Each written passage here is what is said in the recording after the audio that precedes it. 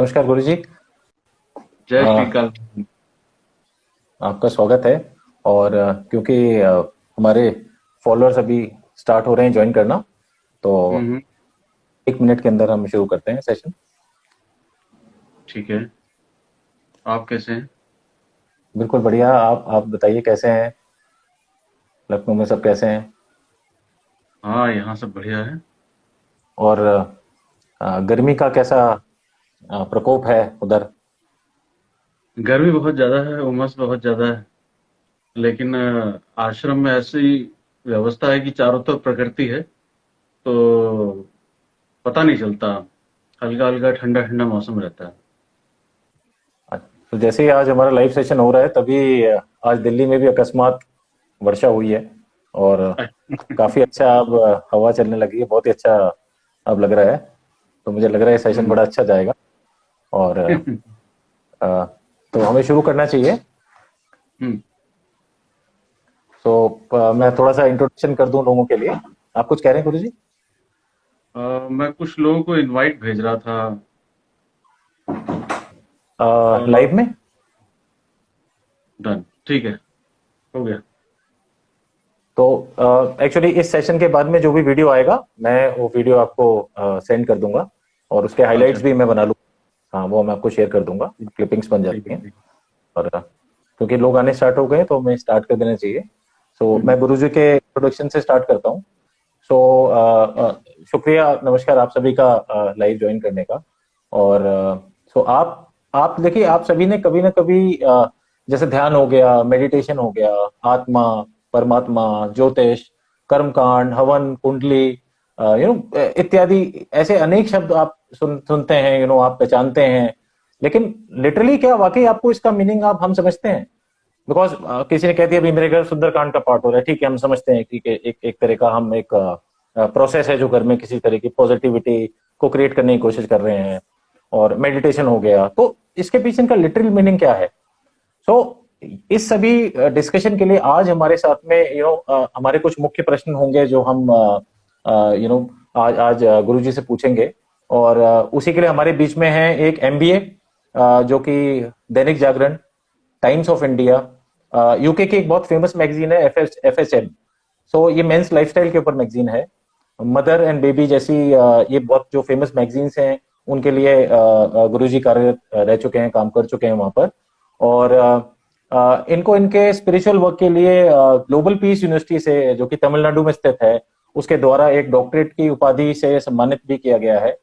और इन्होंने एस्ट्रोलॉजर या ज्योतिष की, जैसे आप कहते हैं, जो ग्रहण करते हैं हम ज्योतिष को, उसके लिए गुफाओं में जाके, पहाड़ों में जाकर, जंगल, नदी किनारे, शमशानों में, कब्रिस्तानों में, ऐसी ऐसी भयानक जगह जाके, जो डेंजरस जगह हैं, वहां पे जाके इनने अपनी साधना की है। और साथ ही साथ ये साइकोलॉजी के भी स्टूडेंट रह चुके हैं। और अपने करीब 12 वर्षों के एक्सपीरियंस में इन्होंने अपने शिष्यों के साथ न ही केवल उनको दीक्षा दी है, उनको उनको साधना करवाई है, बल्कि उनको उनका मार्ग प्रदर्शन भी किया है गुरु जी ने।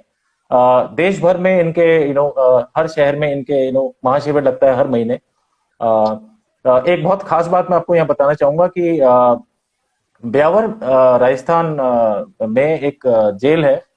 तो वहां पर गुरुजी को एक बहुत स्पेशल रिक्वेस्ट आई थी कुछ महीनों पहले। वहां पे क्या था कि वहां के जो कैदी थे वो बहुत ही मतलब बहुत उपद्रव, मतलब काफी वैसे थे, मतलब एग्रेसिव जिसको बोलते हैं। तो वहां के जेलर से रिक्वेस्ट आई थी कि आप आके कुछ इनका एक ध्यान, मेडिटेशन कुछ आप कराइए, ऐसे शिविर लगाइए। तो इनने एक ऐसा वहां पे शिविर किया। और उन सभी प्रिजनर्स की, कैदियों की जो नकारात्मक सोच थी, उसको सकारात्मक सोच के अंदर बदल दिया। ये इनको फीडबैक आया है जेलर द्वारा। और अब इनको ये रिक्वेस्ट आई है कि गुरुजी आप हर सप्ताह एक ऐसा मेडिटेशन का एक शिविर जरूर कीजिए। और इसका इनको गुरुजी को वहां से आया है। और अगर हम मीडिया की अगर बात करें, तो सुदर्शन न्यूज चैनल जो है और दिशा चैनल में इनका स्पिरिचुअल प्रोग्राम्स जो हैं वो नियमित रूप से आते हैं। आप गुरुजी के यूट्यूब चैनल जो है, जो कि है तारमनी द मिस्टिक अघोरी के नाम से है, आप वो यूट्यूब चैनल सब्सक्राइब कीजिए। उसके अंदर में वीडियोस देखिए, बहुत सारे ध्यान, मेडिटेशन, बहुत डिफरेंट भिन्न भिन्न प्रकार के वीडियोस गुरुजी ने बनाए हैं। और इनका आश्रम जो है श्री काल भैरव आश्रम के नाम से बहुत ही प्रसिद्ध आश्रम है, जो कि लखनऊ में स्थित है। और इसी के साथ मैं हृदय से गुरु जी का अभिनंदन करता हूँ, सदगुरु डॉक्टर श्री तारामणि जी को, और हृदय से मैं स्वागत करता हूँ इस मंच पे आप आए और हमारे साथ लाइव सेशन में आपने हमें समय दिया।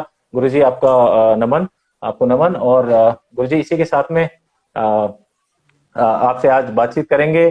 कुछ प्रश्न हैं, क्योंकि ये एक ऐसा मतलब मैं कहूँ फील्ड कहूँ या एक ऐसा रहस्य है जो हम सुनते हैं, ठीक है, हम पढ़ते हैं इसके बारे में, बट एक्चुअल में इसको कहते हैं कि जब तक आपको किसी चीज की पूरी नॉलेज ना हो तब तक मतलब वो चीज सार्थक है।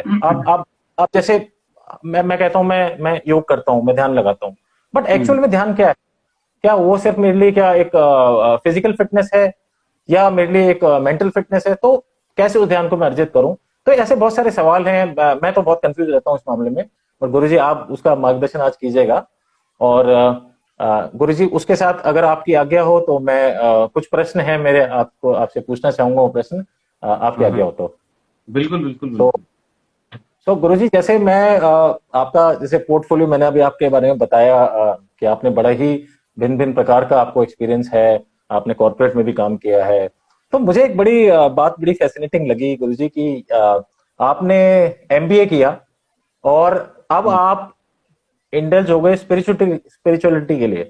क्योंकि देखिए हम्म। मैं भी एमबीए हूं, तो मतलब ये डिसीजन कैसे हुआ और कैसे why MBA has got so indulge into spirituality? अ,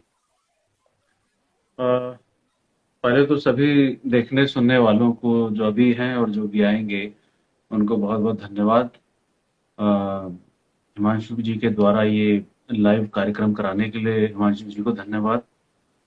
ये अ, जब आपका प्रश्न है कि एक एमबीए स्पिरिचुअलिटी में इतना डीप कैसे चला गया कि वो उस फील्ड का मास्टर हो गया, एक्सपर्ट हो गया और लोगों को सिखाने लगा, बताने लगा, ये शुरुआत इसकी बचपन से ही हो गई थी। जब मैं बहुत छोटा था तब से ही ये ऐसे भीतर संस्कार थे पूर्व जन्मों के और वर्तमान जन्म के। ऐसा परिवार मिला जिसमें शुरू से ही पीढ़ी दर पीढ़ी आध्यात्म को लेके खोज जारी रही, उसके प्रैक्टिकल करते रहे वो लोग। तो उनके बीच में जब उन ऊर्जाओं के मध्य मैंने जन्म लिया तो वो शुरू से ही था।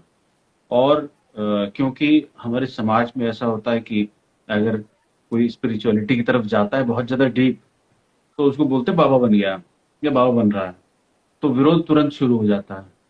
और वो एक साधक और वो एक छोटा बालक जो शुरुआत में अभी सब समझ रहा होता है, संसार को भी और आध्यात्म को भी और अपने स्वयं के उठने वाले विचारों को भी, तो उसमें उसकी अपने साथ द्वंद होता है, बाहर भी होता है और अपने परिवार में भी होता है। एक उसको प्रेशर दिया जाता है कि सोसाइटी में आपको फिट टू सर्वाइवल कैसे करना है, आपको अपने साथ कैसे लड़ना है, क्योंकि आपके अपने विकार भी होते हैं, वो भी आपको नीचे गिराने के लिए होते हैं। और इस प्रकार की बहुत सारी चीजों से लड़के आपको वो पाना होता है उस खदान में से जो आपको चाहिए होता है, जो बहुत मुश्किल होता है। उसके लिए आपको लगातार फाइट करनी होती है। ये अगर आप शुरुआत से नहीं करेंगे तो आप नहीं कर पाएंगे। तो ये शुरुआत से मेरी खोज रही उसमें, और करते करते करते करते लड़ाई लड़ते लड़ते विरोध झेलते झेलते फिर फाइनली जब मैंने एमबीए करके और दैनिक जागरण और टाइम्स ऑफ इंडिया जैसी अलग अलग कंपनी में, एफएचएम जैसे आपने बताया जो यूके की मैगजीन है, बहुत अच्छी मैगजीन है, उसमें मदर एंड बेबी में, उन सब में मैंने काम किया। अ, उसके बाद ऐसा नहीं हुआ कि मैं एमबीए के बाद और जॉब करने के बाद मैं इसमें आ गया। मैं इसमें पहले से ही था, जॉब करता था, ब्रेक लेता था, जाता था, सीखता था, समझता था, रेगुलर प्रैक्टिस करता रहता था, और उसके साथ ही साथ मैं अपना जो सांसारिक कर्म है वो भी करता रहता था। तो ये सांसारिक एजुकेशन भी जरूरी है अगर कोई भी व्यक्ति साधना में उतरना चाहता है, साधक होना चाहता है और संसार में भी रहना चाहता है, तो दोनों तरह की एजुकेशन उसके लिए जरूरी हो जाती है। उस कंडीशन पे जब उसको इंटरेक्ट करना है, अगर उसको इंटरेक्ट नहीं करना है तो किसी चीज की जरूरत नहीं है, बहुत अंदर सेल्फ सेटिस्फेक्शन उसको मिलता है, वो कहीं भी कंदराओं में जाके रह सकता है या कहीं भी एकांत में रह सकता है। दूसरा, जब आपका ये प्रश्न था कि एक्चुअली में ध्यान क्या होता है, ठीक है, जी तो जी। हम तो ये सोचते हैं कि बैठ गए, मंत्र जाप कर लिया, हाँ, या कुछ भी म्यूजिक लगा के कान में आधा घंटा बैठ गए, 10 मिनट बैठ गए, 1 घंटा बैठ गए, बड़ा रिलैक्स सा हुआ, तो वो ध्यान एक्चुअली में नहीं है। ध्यान, आप अगर कोई म्यूजिक लगा के कर रहे हैं, तो आप वर्तमान स्थिति, जो आपकी प्रेजेंट कंडीशन है, उससे आप अपने मन को डाइवर्ट करते हैं दूसरी तरफ, जिसमें ये थोड़ा सा भ्रम आपके अंदर चेतना में पहुंच जाता है कि कुछ तो अलग हुआ, तो चलो इसको ध्यान मान लेते हैं। तो वो नॉर्मल नहीं होता, वो अगर ड्रिंक भी कर रहा है तो भी उसके लिए थोड़ा सा अलग हो जाता है, लेकिन अगर वो कंटिन्यू करने लगता है तो फिर वो उसके लिए वो चीज नहीं रहती है। अगर जैसे आपके उसमें देखा मैंने, आप गिटार बजवाते हैं, कुछ लोग गिटार का शौक रखते हैं, कुछ लोग म्यूजिक का रखते हैं, गाने का, कुछ लोग फाइटिंग का, जॉगिंग का, तो उनके 24 घंटे के शेड्यूल से हट के कुछ हो जाता है, तो उनको फील लेता है अंदर से, मतलब उसका कोई लॉजिक नहीं है कि ये आपको मेडिटेशन स्टेट में ले जा रहा है।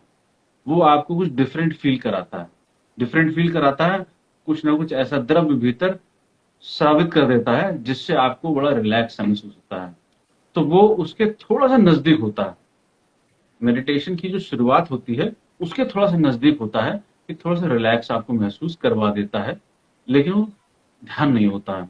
तो आप जैसे म्यूजिक मान लीजिए कान में लगा के 10 मिनट बैठे, 1 घंटा बैठे, तो उसमें क्या हुआ कि आप उस, जो आपके दिमाग में चल रहा था, दिन भर का टेंशन था, प्रेशर था, साइकोलॉजिकल था, सोशल था, कुछ भी था, वो जो गंदगी थी उससे आप थोड़ी देर के लिए अलग वाइब्रेशन में चले गए, क्योंकि म्यूजिक की अलग वाइब्रेशन है, या ओम की अलग वाइब्रेशन है, या जो आप प्राणायाम कर रहे हैं उसको करते समय कुछ एक आप अलग सांसों की क्रिया में चले जाते हैं, या योग निद्रा में चले गए। तो ऐसी कुछ कुछ चीजें अगर आपने करी, तो आपका वो जो प्रेजेंट स्टेट है उससे आप भाग जाते हैं। तो अभी मैंने एक वीडियो डाला था अपने चैनल पे, तो उसमें मैंने बताया लिविंग प्रेजेंट। आप, जो व्यक्ति जिस स्थिति में है, उस स्थिति में रह के उस स्थिति को एकात्म कर ले, तादात्म्य कर ले। जैसे अगर मैं आपसे इस समय बात कर रहा हूं, आप मेरे से बात कर रहे हैं, आपके लिए सारी दुनिया समाप्त हो जाए, आप और मैं बचे और ये वार्तालाप होता हुआ बचे, इसके अलावा कुछ भी ना बचे, तो इसको हम बहुत एंजॉय करेंगे, और जब ये एंजॉय होगा तो इसी को ही हम एक ध्यान की क्रिया भी ले सकते हैं। जैसे कोई भी व्यक्ति अगर किसी भी एक्ट को करने में पूरी तरीके से इन्वॉल्व हो जाए, इंडल्ज हो जाए, कुछ ना पता चले, तो उस मोमेंट पे वो ध्यान में होगा। ये छोटा सा इंडिकेशन मैंने बताया कि ध्यान एक्चुअली में होता क्या है। ध्यान का प्रोसेस एक्चुअली में ये है। फिर कोई भी विधि आप ले लीजिए, चाहे सांसों पे कर लीजिए, चाहे स्थिर बैठ जाइए, या आप म्यूजिक बजा लीजिए, किसी भी चीज में आप उस प्रेजेंट मोमेंट में अगर हो गए, तो एक ध्यान की ये टेक्निक, इसको मैं आपको बता सकता हूँ कि इसको हम करेंगे, और हो सकता है हम लोग लास्ट मिनट्स कुछ हम लोग मेडिटेशन भी करें। जी बिल्कुल गुरु जी। और बहुत ही ज्यादा धन्यवाद। जी जी। बहुत ही आपने काफी गहराई से इस प्रश्न का जवाब दिया, कि स्पिरिचुअलिटी की तरफ आपका रुझान जो हुआ वो किशोरावस्था भी नहीं कहूंगा मैं, बल्कि बाल अवस्था में ही आपका रुझान जो है स्पिरिचुअलिटी की तरफ गया। और आपने रियल मेडिसिन क्या है, क्या उसका अर्थ है। और एक प्रश्न मेरा, अच्छा, क्योंकि सब लोग जैसे बीच में आ रहे हैं लोग, तो मैं आपको बता दूं, हमारे साथ सदगुरु डॉक्टर तारामणि जी हैं। तो गुरु जी हैं हमारे साथ आज। हमारा टॉपिक जो है वो स्पिरिचुअलिटी के ऊपर है। तो गुरु जी से हम बात कर रहे हैं, अभी हमने ध्यान की बात करी कि व्हाट इज रियल मेडिटेशन। तो गुरु जी ने उसके बारे में बड़े ही अच्छे से हमें बताया। तो गुरु जी, मेरा एक मेडिटेशन से जुड़ा हुआ ये प्रश्न है कि देखिए, बहुत भिन्न भिन्न प्रकार का जो मेडिटेशन है वो आज है। जैसे आर्ट ऑफ लिविंग में देखता हूँ, बहुत सारे डिसाइपल्स आर्ट ऑफ लिविंग के लिए हैं। योग की तरफ लोग काफी हैं। योग में भी आप जाएंगे तो बहुत कई तरह के प्रचारक हैं इसके, जो हैं जिनको लोग फॉलो करते हैं लोग। तो आपके हिसाब से क्या टेक्निक मनुष्य को फॉलो करनी चाहिए अगर हम ध्यान की बात करें तो? ध्यान के लिए देखिए, कुछ लोग हैं जो पूरी तरीके से डेडिकेटेड हैं, उन्होंने लाइफ अपनी पूरी स्पिरिचुअलिटी को दे रखी है। अगर हम उनकी बात करें तो हम उनको बाद में बात करेंगे, क्योंकि मोस्टली सांसारिक लोग ही इस वीडियो को देख रहे होंगे।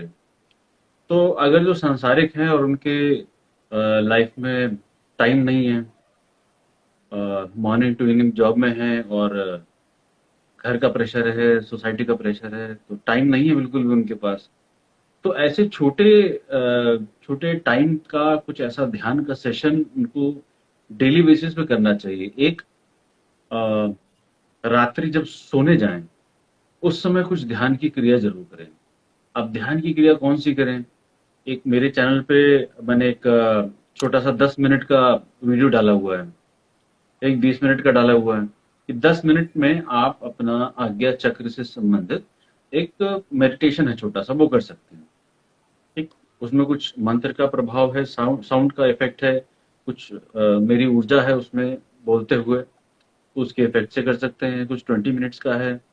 और अगर कोई रेगुलर करता है कोई भी ध्यान विधि, जैसे मान लीजिए हम अगर त्राटक की बात करें, तो त्राटक किसी बिंदु पे किसी पॉइंट पे अगर कोई देखना गेज करना शुरू कर दे नॉर्मल, वो भी एक ध्यान की विधि है। ध्यान कोई भी जी विधि हो सकती है, हाँ। तो वो जी शुरुआती कोई भी विधि आप पकड़ सकते हैं, तो वो कर सकते हैं। किसी भी बिंदु को दीवार पे रख के और उसको देखना शुरू कर दें। उसकी कुछ टेक्निक्स हैं अलग अलग, जैसे दिए पे होता है, चंद्रमा पे होता है, सूर्य, जैसे मॉर्निंग के समय जब सूर्योदय होता है तो उस समय जब ऑरेंज कलर का होता है उस समय किया जाता है। ऐसे बहुत सारे ध्यान की विधियां हो सकती हैं, कोई भी व्यक्ति कर सकता है। लेकिन मेनली मैं ये फोकस करता हूँ कि जब हमारे पास हैंडी प्रेजेंट मोमेंट है तो आप कभी भी उसको कर सकते हैं। जैसे आप चल रहे हैं तो आप अपने चलने को देखते रहिए। लेकिन कुछ ऐसी जी जगह होती है जैसे रोड है, हाईवे है, बाइक है, कार है, उसमें आपको नहीं करना चाहिए। क्यों? क्योंकि पता नहीं कौन सा मोमेंट आपके लिए इतना ज्यादा ब्लिसफुल हो कि आपका जीरो माइंड स्टेट हो जाए वहां पर। और जीरो माइंड स्टेट हो जाए, आपका स्टेयरिंग से हाथ पता नहीं कहाँ चला जाए और एक्सीडेंट हो जाए, शरीर छूट जाए। तो चलते हुए या भीड़ में ऐसे नहीं करना चाहिए। सुबह के समय जैसे 4 से 5 के बीच का समय है, वो बहुत ज्यादा अच्छा है, और रात का समय है। दोनों में से कोई भी समय कोई भी व्यक्ति जो भी नॉर्मल लाइफ में है, वो कोई भी टेक्निक, जैसे कोई उच्चारण है, ओम के उच्चारण से भी कर सकता है। शुरुआत में जैसे किसी को प्रॉब्लम होती है बैठने में, तो वो म्यूजिक कर सकता है, लेकिन किसी भी चीज की आदत ना लगाए। क्योंकि जो मेडिटेशन, जो ध्यान कोई व्यक्ति कर रहा है, वो एक्चुअली में अभी अपने मन के आधार पे कर रहा है। क्योंकि अभी मन तो गया नहीं ना। जो भी कर रहा होगा वो मन के आधार पे ही निर्णय करके आगे चल रहा होगा कि मुझे ये चीज करनी है, मुझे ये देखना है, मुझे ऐसा फील करना है, ऐसा बताया है, ये टेक्निक है, ये करना है। तो जब उसको वो व्यक्ति वैसे करेगा जैसे बताया गया है, तो कोई व्यक्ति नहीं बैठा हुआ है, वहां पे मन बैठा हुआ है। जब मन चला जाएगा तब नेचुरली उसका स्टेट ध्यानमय हो जाएगा। जब मन चला जाएगा तो ऑटोमेटिकली जीरो माइंड पे उसका ध्यान का स्टेट ही रहेगा। फिर ध्यान लगाने की जरूरत नहीं पड़ेगी। वो 24 घंटे जी फिर ध्यान में ही रहेगा, एक अलग अवस्था में। तो उसके लिए उसको जो प्रेजेंट मोमेंट है, जैसे पार्क है, पार्क में वॉकिंग करते हुए धीरे धीरे अपने पैरों को देखे, बारीक जो घास के तिनके हैं उनको अपने पैरों पर स्पर्श करता हुआ देखे। ऐसे बहुत सारी टेक्निक हो सकती हैं, और जो एक बार समझ जाएगा कि एक्चुअली में ध्यान क्या होता है, तो उसको कोई बताने वाला भी नहीं, वो अपने आप समझ जाएगा कि एक्चुअली ध्यान क्या होता है। क्योंकि ये जो बाहरी चीजें हैं, ये आपको सिर्फ वहां तक ले जाने के लिए है कि मान लीजिए आपको ये बताया गया है कि आप ये ओम का जाप करो, इससे ध्यान लगेगा।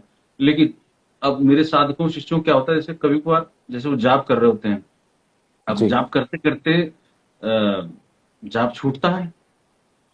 क्यों? क्योंकि अब वो कंटिन्यूटी उस मंत्र की बनी हुई है, तो धीरे धीरे माइंड उस जीरो स्टेट में जाना चाहता है, लेकिन गुरु जी ने बोला हुआ है कि जाप करो। तो जी उसमें बहुत सारी चीजें होती हैं, उसमें माइंड भी गेम खेल रहा होता है कि अब बहुत हो गया जाप, इसको सुला दो। तो कई बार ये होता है उसको नींद आने लगती है, पैरों में दर्द होने लगता है। अक्सर ध्यानी जो साधक है उनको ये प्रॉब्लम होती है कि जब ध्यान में बैठते हैं तभी कामुक विचार आ रहे हैं, जब ध्यान में बैठ रहे हैं तभी गुस्सा आ रहा है किसी के ऊपर, जब जी ध्यान बैठ रहे हैं तभी कोई बहुत पुरानी 50 साल पुरानी 20 साल पुरानी कोई चीज याद आ जाती है जो अभी तक याद ही नहीं आ रही थी। तो वो कहता है ऐसा कौन सा ध्यान करवा दिया है, ये तो बहुत बड़ी बेकार चीज कर दी हमारे साथ। जो अच्छा वो भूले हुए थे वो चीज याद आ रही है। तो ये वो समझ में नहीं आता उनको कि ये ध्यान क्या हो रहा है। लेकिन ध्यान में क्या होता है कि आपका चित्त एकाग्र हो जाता है, मन एकाग्र हो जाता है, इतना बारीक हो जाता है ध्यान करते करते कि आप अपने जीवन की, इस जन्म की और पूर्व जन्मों की भी बहुत सारी बातें जो आपके भीतर जमी हुई हैं, वो अचानक से फ्लैश कर जाती हैं, आपको पता नहीं चलता है। फिर वो आप ज्यादा ध्यान करने लगते हैं तो आपके स्वप्न में भी आने लगती हैं चीजें। आप उसके लिए परेशान, इंटरनेट खंगालते हैं कि ये आया तो स्वप्न में, तो इसका क्या मतलब है। अब वो परतें जी उखड़ रही है ना, जो संस्कार जमे हुए तो परतें उखड़ रही हैं, तो धीरे धीरे जी आपको पता नहीं है कि वो परतें उखड़ के एकदम धुआं हो रही हैं। आपको तो धुआं दिखेगा, और धुएं में क्या दिखेगा, जैसे कोई जा रहा है, कोई मार रहा है, किसी जानवर ने दबा दिया, कभी बिल्डिंग से गिर गए, कभी पानी में डूब गए। ये ऐसे धुएं के रूप में दिखाई देगा, छाया के रूप में। उसका कोई रीजन नहीं दिखाई देगा, उसकी कोई आवाज भी नहीं आएगी, कोई समझाने वाला भी नहीं होगा। क्योंकि आप जानते हैं कि आवाज से ज्यादा चित्रण, पिक्चर चित्त पर ज्यादा अंकित हो जाती है। ठीक है, इसीलिए वीडियोग्राफी का बहुत ज्यादा महत्व है। जी जी मैगजीन में पिक्चर्स के लिए डीएसएलआर इन सबका इतना ज्यादा प्रयोग है कि वो शब्द से ज्यादा वो चित्र अंकित हो जाता है अंदर। और आज का नहीं, बरसों जमाने जो आपने सब माया देखी हुई है चित्र रूप में, वो सब अंकित है। इसीलिए जब आप स्वप्न में या ध्यान में कुछ देखते हैं तो चित्र ही सामने आते हैं, जी चित्र सामने आते हैं। कोई बहुत ऐसी गहरी आवाज होगी जो अंकित हो गई होगी, वो आपको आती है। तो लोग सोचते हैं कि पता नहीं मैं ध्यान में बैठा था, ये आवाजें आ रही हैं, वो आवाजें आ रही हैं। जी वो सब आपके अंदर की आवाजें हैं। जी गुरुजी धन्यवाद। और हम्म, गुरुजी एक हमारे मित्र हैं डॉक्टर साईं यश, वो हम्म, लिखते हैं कि living in the present is equal to dhyan. So doctor Sai हमारे बहुत करीबी मित्र हैं, हमारे फर्स्ट हम्म, लाइव सेशन में को बुलाया था। हम्म, कोरोना के लिए बहुत अच्छा काम कर रहे हैं, काफी हम्म। टेली कंसल्टेशंस फ्री करी थी इनने पेशेंट्स के लिए। तो हाँ, मैंने सुना मैं उनका भी मैसेज देखा था। जी सो हम्म, सब आप सभी के मैसेज हम लोग देख रहे हैं, बहुत बहुत धन्यवाद ज्वाइन करने के लिए। ये मैं कुछ प्रश्नों के बाद एक्चुअली कुछ मेरे अंदर जो व्याकुलता, जो मेरे अंदर उत्सुकता जो अभी बन रही है ना, तो मैं चाह रहा हूँ कि मैं पहले अपने क्वेश्चंस गुरुजी से पूरे करूं, और उसके बाद हम लोग आपको लाइव सेशन में बुलाएंगे। आप तब तक के लिए आप बने रहिए। गुरुजी एक प्रश्न मेरा था, जैसे एक विषय जो आपके हृदय के काफी करीब है, जो कि ज्योतिष। और क्योंकि आप ज्योतिष में बहुत सारी कंसल्टेशंस भी करते हैं, टेलीफोनिकली हो गई, व्हाट्सएप के माध्यम से हो गई, फोन के माध्यम से हो गई, तो ऐसी कौन सी स्थितियां या परिस्थितियां होती हैं कि कोई पर्सन मतलब वो एक एस्ट्रोलॉजर की तरफ जाता है, वो कैसी सिचुएशंस होती हैं और क्यों आता है वो? आपके पास तो कई लोग आते हम्म, हैं, तो वो हम्म। कैसी स्थितियां हैं, कैसे मतलब लोग आते हैं आपके पास में, क्यों आते हैं? हाँ, मैं इसको थोड़ा सा विस्तार में आपको बताता हूँ। एक्चुअली क्या है कि हिंदू माइथोलॉजी में और इंडियन सोसाइटी में ये एक बड़ा जो स्पिरिचुअलिटी है ना, ये स्पिरिचुअलिटी या आध्यात्म, ये भौतिक देने के लिए एक बड़ा इजी टूल बना दिया है। जो जो खराब मास्टर्स हैं, जो गुरु नहीं हैं, बाबा टाइप लोग हैं, उन्होंने इन सब चीजों का टूल बना दिया है कि जो आसानी से मिल जाए वो वहां से मिल जाएगा। कहां से? अध्यात्म से। अब अध्यात्म में क्या है? स्ट्रेस हो रहा है, मेडिटेशन कर लो, फ्री हो जाओगे स्ट्रेस से। ठीक है, कोई प्रॉब्लम आ रही है ऑफिस में, तो बाबा तांत्रिक से मिल लो, वो ठीक कर देगा 1 सेकंड में फूंक मार के। जी ऐसे इन्होंने उस सिस्टम को बहुत करप्ट कर दिया है। जबकि शिव भैरव स्वरूप गुरु पदासीन होकर भगवती को कहते हैं, गुरु पदासीन होकर कहते हैं कि बहुत सूक्ष्म मार्ग है, इसको अपनी योनि की तरह छुपा के रखना, और ये मार्ग मुक्ति का मार्ग, तंत्र मार्ग, ये मुक्ति का मार्ग, ये बता रहे हैं। और इतने समझ लीजिए अमर्यादित हैं सोसाइटी के जो गुरु पदासीन तथाकथित लोग हैं, इतने अमर्यादित हैं कि शिव शिव कहते हैं, लेकिन उसकी बात को ये नहीं सुन रहे हैं कि वो कह रहा है कि मुक्ति का मार्ग है। लेकिन उसका टूल बना के अपने पर्सनल बेनिफिट के लिए वो यूज कर रहे हैं। किस लिए? वो आओ तुम्हारा वशीकरण कर देते हैं। ठीक है, इस तरह की चीजें वो गलत कर रहे हैं।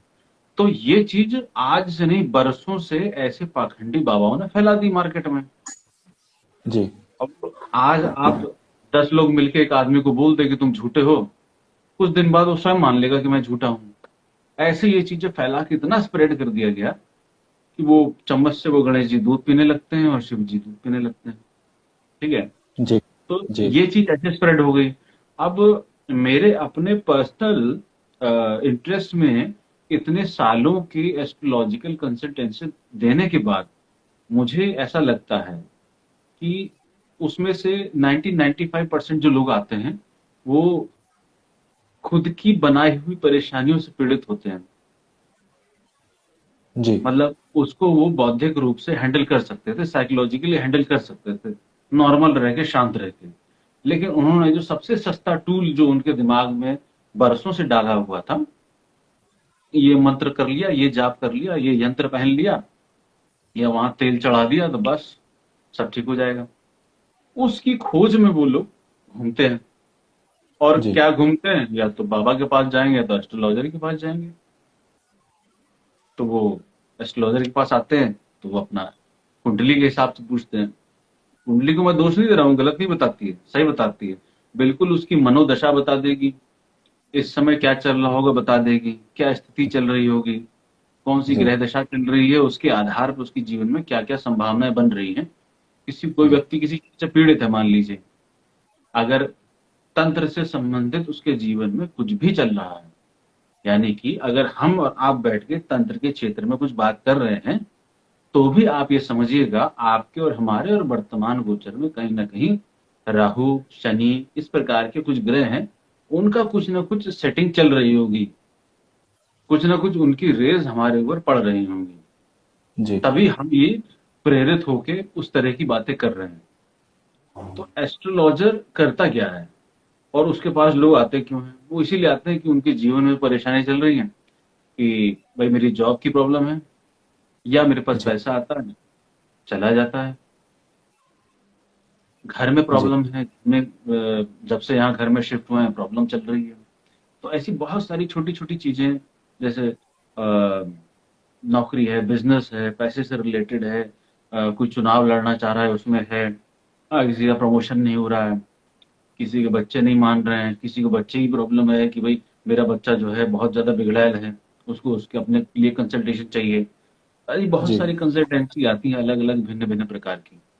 तो उसमें जी। वो ये चाहते हैं कि हमें सॉल्यूशन मिल जाए, लेकिन प्रॉब्लम क्या होती है कि सॉल्यूशन वो जो उसके जीवन में हो रहा है, उसको स्वयं की कर्म है ना, वो जो स्वयं के कर्म है वो स्वयं के कर्म को वो भोग रहा है। तो मैं ये कहता हूँ कि या तो आप भोग लीजिए या तो योग लीजिए, यानी भोग के उसको काट लीजिए। अब उसमें कष्ट होता है ना, आपका किया हुआ आपके ऊपर आ रहा है तो कष्ट होता है। जी। या दूसरा साधन यह है कि साधना में उतर जाइए और उसको काट लीजिए।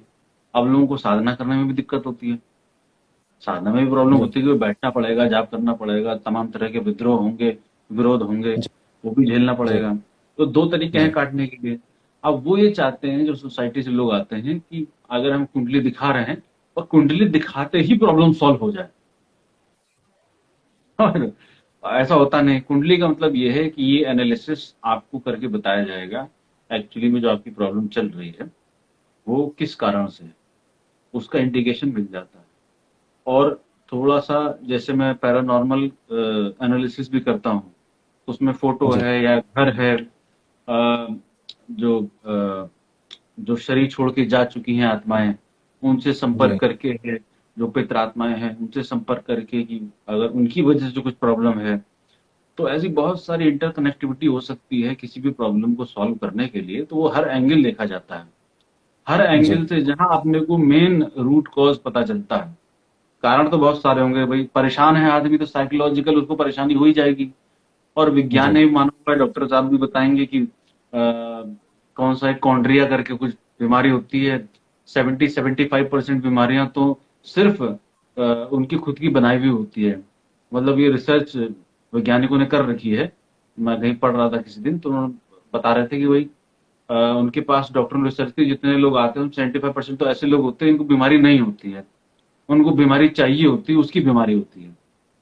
तो वो वाह। ऐसे लोग भी आ जाते हैं कि भाई उनको थोड़ी बहुत परेशानी हुई और कहा चलो डॉक्टर के पास चलते हैं या एस्ट्रोलॉजर के पास चलते हैं। अब एस्ट्रोलॉजर मान लीजिए उनके पास शौक होता है कि एस्ट्रोलॉजर के पास जाएंगे पूछेंगे। तो कोई अगर एक एस्ट्रोलॉजर ने उसको बोल दिया, भले ही उसके ऊपर कोई प्रॉब्लम नहीं है, उसने अगर बोल दिया वही बहुत बड़ी विपदा आने वाली है, जी। तो जी। वो समझ जाए विपदा आने वाली है। अब उसको प्रूफ करने के लिए हर एस्ट्रोलॉजर के पास जाएगा, और जो उसको बोल देगा ऐसी विपदा नहीं है, तो उसके लिए वो एस्ट्रोलॉजर गलत हो जाता है। हम्म। क्यों? क्योंकि उसको वो सुनने में बड़ी मजा आती है। परेशानी, लड़ाई जी झगड़ा होता है ना, रोड पे जाते हैं तो लड़ाई झगड़े में तुरंत भीड़ इकट्ठा हो जाती है। जी वही वही कॉन्सेप्ट काम करता है कि अगर कुछ निगेटिव होगा तो उसको बड़ा मजा आता है, और वो खुद ही नहीं पता चल रहा होता कि निगेटिव में बड़ा मजा आ रहा है।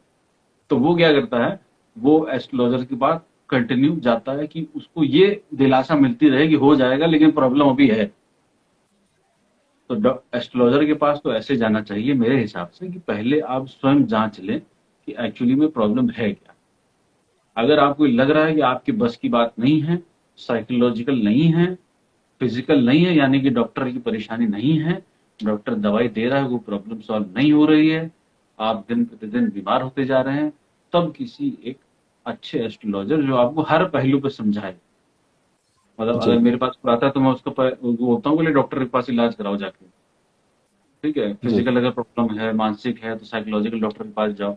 फिर जब ये दोनों चीजें मुझे पता चल जाती हैं कि दोनों करा के थक चुका है, तब उसको मैं उस एंगल से चेक करता हूँ, साइकोलॉजिकली भी एक्चुअली में ये क्या वाकई में उसी कॉन्ड्रिया से पीड़ित है कि मुझे बीमार होना अच्छा लगता है, तो मैं बीमार होना चाहता हूँ, तो वैसा वाला तो नहीं है। तो अगर वैसा वाला है तो मेरे कुछ मित्र हैं, उनके पास में उनको सजेस्ट कर देता हूँ होम्योपैथिक मेडिसिन के लिए, और दिमागी शांत होते हैं तो अपने आप नॉर्मल ठीक हो जाते हैं। तो एस्ट्रोलॉजर के पास भिन्न प्रकार के लोग आते हैं। क्यों? क्योंकि 100% लोग ऐसे आते हैं जो 100% निगेटिविटी से भरे हुए होते हैं। तो एस्ट्रोलॉजर का काम बहुत ज्यादा मुश्किल भी होता है।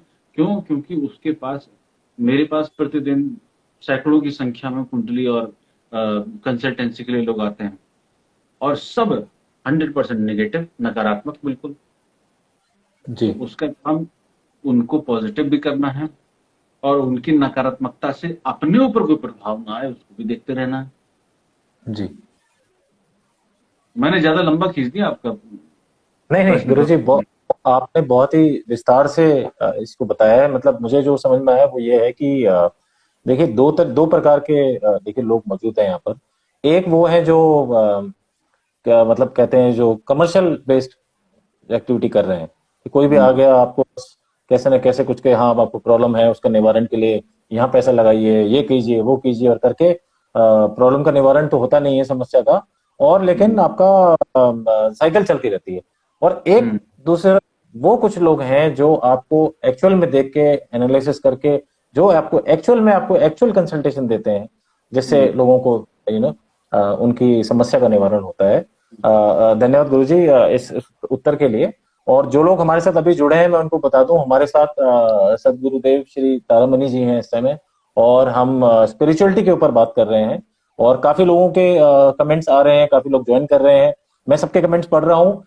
बस आपसे बस थोड़ा सा ही चाहता हूँ कि कुछ प्रश्नों के बाद हम आपको लाइव उसमें लेंगे, एंड आपसे 1 या 2 मिनट आपके साथ व्यतीत करेंगे लाइव में। और कुछ बड़े इंटरेस्टिंग क्वेश्चन मैं पूछ रहा हूँ, हो सकता है आपके मन में भी वो प्रश्न हो। एक गुरुजी, एक प्रश्न ये मेरे आता है, मैं बहुत देखता हूँ। जैसे मैं रोड क्रॉस कर रहा था तो बिल्ली रास्ता काट गई। हम्म, अच्छा, अब उस दिन मेरा पूरा पूरा दिन ही खराब गया। ऑफिस में गया, बॉस ने डांट लगा दी, घर आया, कार पे डेंट पड़ गया। फिर घर में आया तो मुझे एकदम लगने लगा यार घर में बड़ी नेगेटिविटी है, कुछ ऐसा कुछ है क्या, मतलब कि कहीं मुझे मतलब इविल आई तो नहीं है, कुछ ऐसा बुरी नजर तो नहीं हो गई है, क्या है। तो ये जो एनर्जी की हम जो बात करते हैं, जैसे हम कहते हैं ना, बुरी नजर लग जाना, और ये सब जो चीजें होती हैं, पहले तो आप मुझे बताइए क्या ये एक्चुअली ये होती हैं, और अगर ये होती हैं तो इनके लिए क्या समाधान है, क्या वो चीजें कर सकते हैं घर की पॉजिटिविटी को लेके या ऐसी चीजों से बचने के लिए। तो इसके बारे में गुरु जी कुछ बताइए। हम्म। देखिए, जब नकारात्मकता की बात आती है, जैसे पहले मैंने बोला, तो ये जो एविल आई है या बुरी नजर है या बिल्ली क्रॉस कर जाना या कुछ ऐसा अपशकुन जिसको बोलते हैं, अपशकुन देख लेना, या ऐसा फील हो जाना, कुछ देखना भी ना लेकिन अचानक से अंदर कुछ फील हो जाना, तो ऐसा बहुत जी कुछ होता रहता है। जी ये क्योंकि जो आप है एक एनर्जी का सघन रूप है ना। है ना? आप जैसे साइंटिस्ट जुड़े हुए हमारे साथ, तो वो जानते हैं भाई, आपको तोड़ते चले जाएंगे तो एनर्जी बचती लास्ट में। तो इसका जी मतलब वो एनर्जी जो है वो संगठित रूप में है। तो जी आप भी एनर्जी का ही हिस्सा हैं। दूसरे जगत में हर जगह वहां पर सब एनर्जी है। कुछ ऐसी साउंड हैं जो आप सुन लेते हैं, कुछ नहीं सुन पाते हैं जो कुत्ते सुन लेते हैं। गुरु जी क्षमा चाहूंगा, किसी ने कमेंट में लिखा है द वीडियो इज हैंग, तो प्लीज एक बार वीडियो बताइए, वेव कीजिए अगर वीडियो हैंग है तो। बैक ऑनलाइन, बैक ऑनलाइन किसी ने लिख दिया। बैक ऑनलाइन, ओके, किसका मतलब सही चल रहा है। जी गुरु जी आप कंटिन्यू कीजिए। उनका कुछ नेटवर्क कनेक्शन होगा गड़बड़। जी जी। तो अब होता क्या है कि कोई भी एनर्जी है, कुत्ते का मैं उदाहरण दे रहा था कि कोई भी साउंड है, तो साउंड में क्या हुआ, आपको तो नहीं सुनाई दे, लेकिन कुत्ते को सुनाई दे रही है। कुत्ता भौंकेगा उस पर, आपको पता नहीं क्यों भौंक रहा है, आपको पता ही नहीं चलेगा। आप कहोगे नहीं ऐसा तो नहीं होता। तो जैसे आपने बताया कि बुरी नजर होती है, वो कहने का तरीका है, एक बुरी नजर है, एविल आई होता है, वो कहने का तरीका है। लेकिन अगर हम वर्तमान में जो आज के युवा हैं जो नहीं मानते हैं उस चीज को, उनकी लैंग्वेज में अगर बताने का प्रयास करें, तो जैसे मान लीजिए कि कोई ऑफिस में कोई लड़की बैठी है, ठीक, जी साइड में या पीछे से कोई व्यक्ति उसको अगर एविल नजर से देख रहा है, यानी बुरी नजर से देख रहा है, तो ये आप भी जानते हैं और सभी जानते हैं कि उसको आभास हो जाता है। बोलेगा नहीं कोई कुछ भी, लेकिन उसको आभास हो जाता है। जी और आपने और मैंने प्रैक्टिकल बार करवा के ये देखा है साइकोलॉजिकल उसमें। तो जब साइकोलॉजी के स्टूडेंट्स थे तो हम लोग प्रैक्टिकल करते थे, तो ये हमने करवा के देखा है कि उनको पता चलता था। और आप भी जानते हैं और बहुत सारे लोग ओपनली जानते हैं कि उनका सेंस बहुत तेज होता है। जैसे हमने कुत्तों की बात कर ली, वैसे अब हम मनुष्य योनि में ही बात करें तो स्त्रियों में उनका सेंस तेज होता है। वो समझ गई कोई जी गलत निगाह देख रहा है या कोई ऐसी तीव्र निगाह देख रहा है, कुछ ऐसी नजर देख रहा है कि हमें कुछ आभास हो रहा है, तो पलट के देख लेती है। जी ठीक, ये होता है। अब अच्छा मान लीजिए कि कोई रास्ते पे, आप चौराहे पे गए, ठीक है, और आपके कुछ पुराने कपड़े, आप पीड़ित थे किसी बीमारी से, जी कुछ बुरी एनर्जी से आप पीड़ित थे, आपके पुराने कपड़े उठा के किसी ने चौराहे पे रख दिए, आप अपनी मस्ती में गए, वहां से लांग के उस पर पैर रख के चले आए। जी तो वो जो एनर्जी थी वहां पर, वो कहीं गई थोड़ी ना थी, जी वो तो उसी का ही हिस्सा थी ना। तो हम लोग जैसे कुछ, अब मैं अपने शिष्यों से प्रयोग करवाता हूँ, कपड़ों के माध्यम से करवाता हूँ, मान लीजिए, ठीक है, कोई अगर पीड़ित है तो हम कपड़े के माध्यम से अगर करवा रहे हैं तो बंदा ठीक होता है। अब व्यक्ति कहीं बैठा हुआ है, कपड़ा कहीं है, वो अभी जीवित है, ऐसा नहीं उसकी हमने एनर्जी यहाँ डाल दी हो, लेकिन वो जो व्यक्ति उस चीज को यूज कर रहा है, उसमें उसकी ऊर्जा का अंश विद्यमान होता है। उस अंश के माध्यम से हम वो धार पकड़ लेते हैं उसकी ऊर्जा की, उसकी आत्मा की, और उस पर कुछ हीलिंग करके किसी भी जो हमारा तरीका है उसके माध्यम से हम उसको करेक्ट करते हैं, ओके कर देते हैं, वो ठीक हो जाता है कुछ दिन में, उसकी एनर्जी में बदलाव आना शुरू हो जाता है। तो ये असर होता है कभी भी हमें, अगर अपने पैर के नीचे कुछ दिखाई दे कि गलती से पड़ गया। पहली बात तो जब भी चलें तो ऐसे जगहों पे ना जाएं जहां पर आपका पैर ऐसी जगह पे पड़ सकता है, जैसे चौराहे हो गए, कोई नदी जी नाला हो गया, इस तरह की नदी किनारा हो गया, तालाब हो गया, ऐसी जगहों पर पहली बात तो एकांत में अकेले जाने के लिए इसलिए मना किया जाता है क्योंकि हो सकता है वहां पर एनर्जी कोई हो, कोई एनर्जी फील्ड बनी हो, और आपकी उस समय एकाकी जो एनर्जी है वो डाउन हो, तो वो जी आप पे अटैक कर जाती है। दो लोग हों तो हो सकता है दो लोगों की जो कंबाइन एनर्जी वहां चल रही होगी उसके चलते वहां पे कोई असर ना हो। तो कभी भी जैसे ऐसा हो जाए तो जी गंगा जल हमेशा रखने के लिए बोला जाता था। गंगा जल में बहुत पवित्रता है। जी घर आके आपको अगर कुछ ऐसा फील हो तो अपने ऊपर गंगा जल छिड़क लीजिए, जी ठीक है। दिया, आप पूजा नॉर्मली सब लोग करते हैं लेकिन फॉर्मेलिटी वाले करते हैं, लेकिन अगर कैसे कुछ ऐसा हो तो हृदय से अपने सभी देवी देवताओं को, इष्ट को, पितृजनों को याद करते हुए, उनसे माफी मांगते हुए, उनसे माफी मांगते हुए अपने जो भी जीवन में कर्म करे हैं उनके लिए, और कुछ प्रसाद रूप में वहां अर्पित करें, और अपने ऊपर से 7 बार या 11 बार या 21 बार एंटी क्लॉकवाइज घुमा के उसको बाहर रख दें कहीं चौराहे पर। या कहीं नदी पर या घर के बाहर ही रख दें, किसी जानवर को दें। तो इससे क्या होता है, वैसे तो टेक्निक्स बहुत सारी हैं, ओपनली हम बता नहीं सकते हैं, लेकिन ये बहुत छोटी छोटी टेक्निक्स हैं। जैसे गंगा जल से आपने छींटे मार लिए, है ना। जी बहुत सारे घरों में जो है आज भी लोगों को पता है किस तरीके से नजर उतारी जाती है। घर में अगर, जैसे घर हम लोग स्कैन करते हैं तो घर में कुछ प्रॉब्लम होती है। अगर घर में कुछ प्रॉब्लम है तो घर सबसे पहले तो स्कैन करवा लेना चाहिए पैरानॉर्मल तरीके से, कि वहाँ क्या प्रॉब्लम है, किस कोने में कहाँ क्या प्रॉब्लम है। तो वहां पर कुछ जी चेंज करने की जरूरत नहीं है, कुछ ऐसी चीजें होती हैं वो वहां रख दी जाती हैं।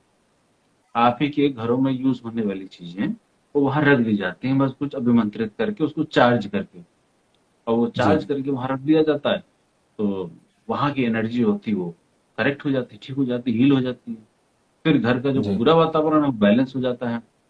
एक वास्तु दोष यंत्र आता है, लेकिन वो मिलता तो है, लेकिन बिना उसको चार्ज किए, बिना उसको एनर्जाइज किए वो काम नहीं करता है।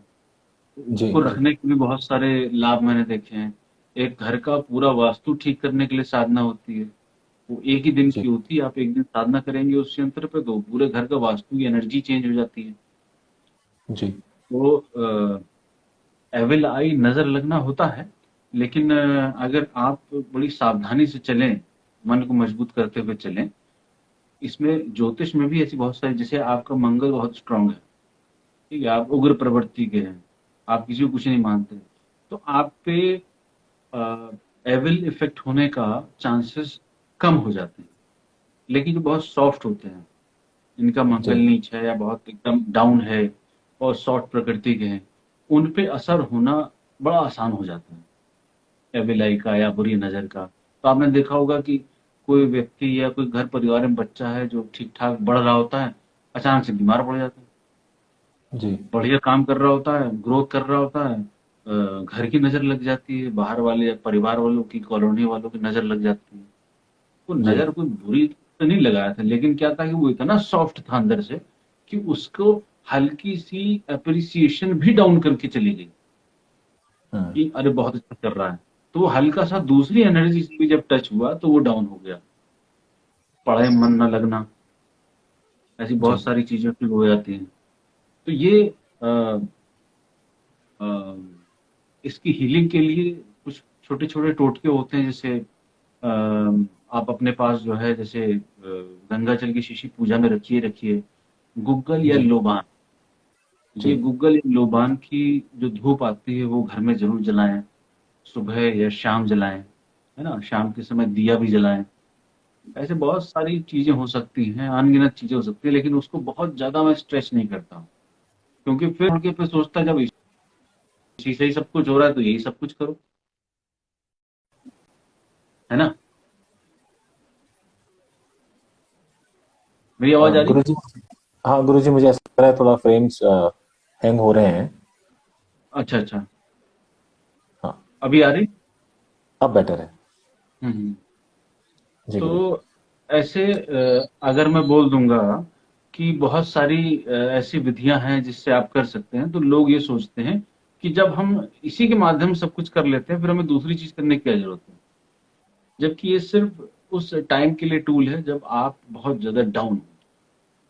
जी, हम्म, धन्यवाद गुरुजी। काफी लोग हमारे साथ जुड़े हुए हैं, और जो लोग अभी ज्वाइन किए हैं उनको मैं बता दूं, हम डॉक्टर सदगुरुदेव डॉक्टर तारामणि जी गुरुदेव जी के साथ में हैं।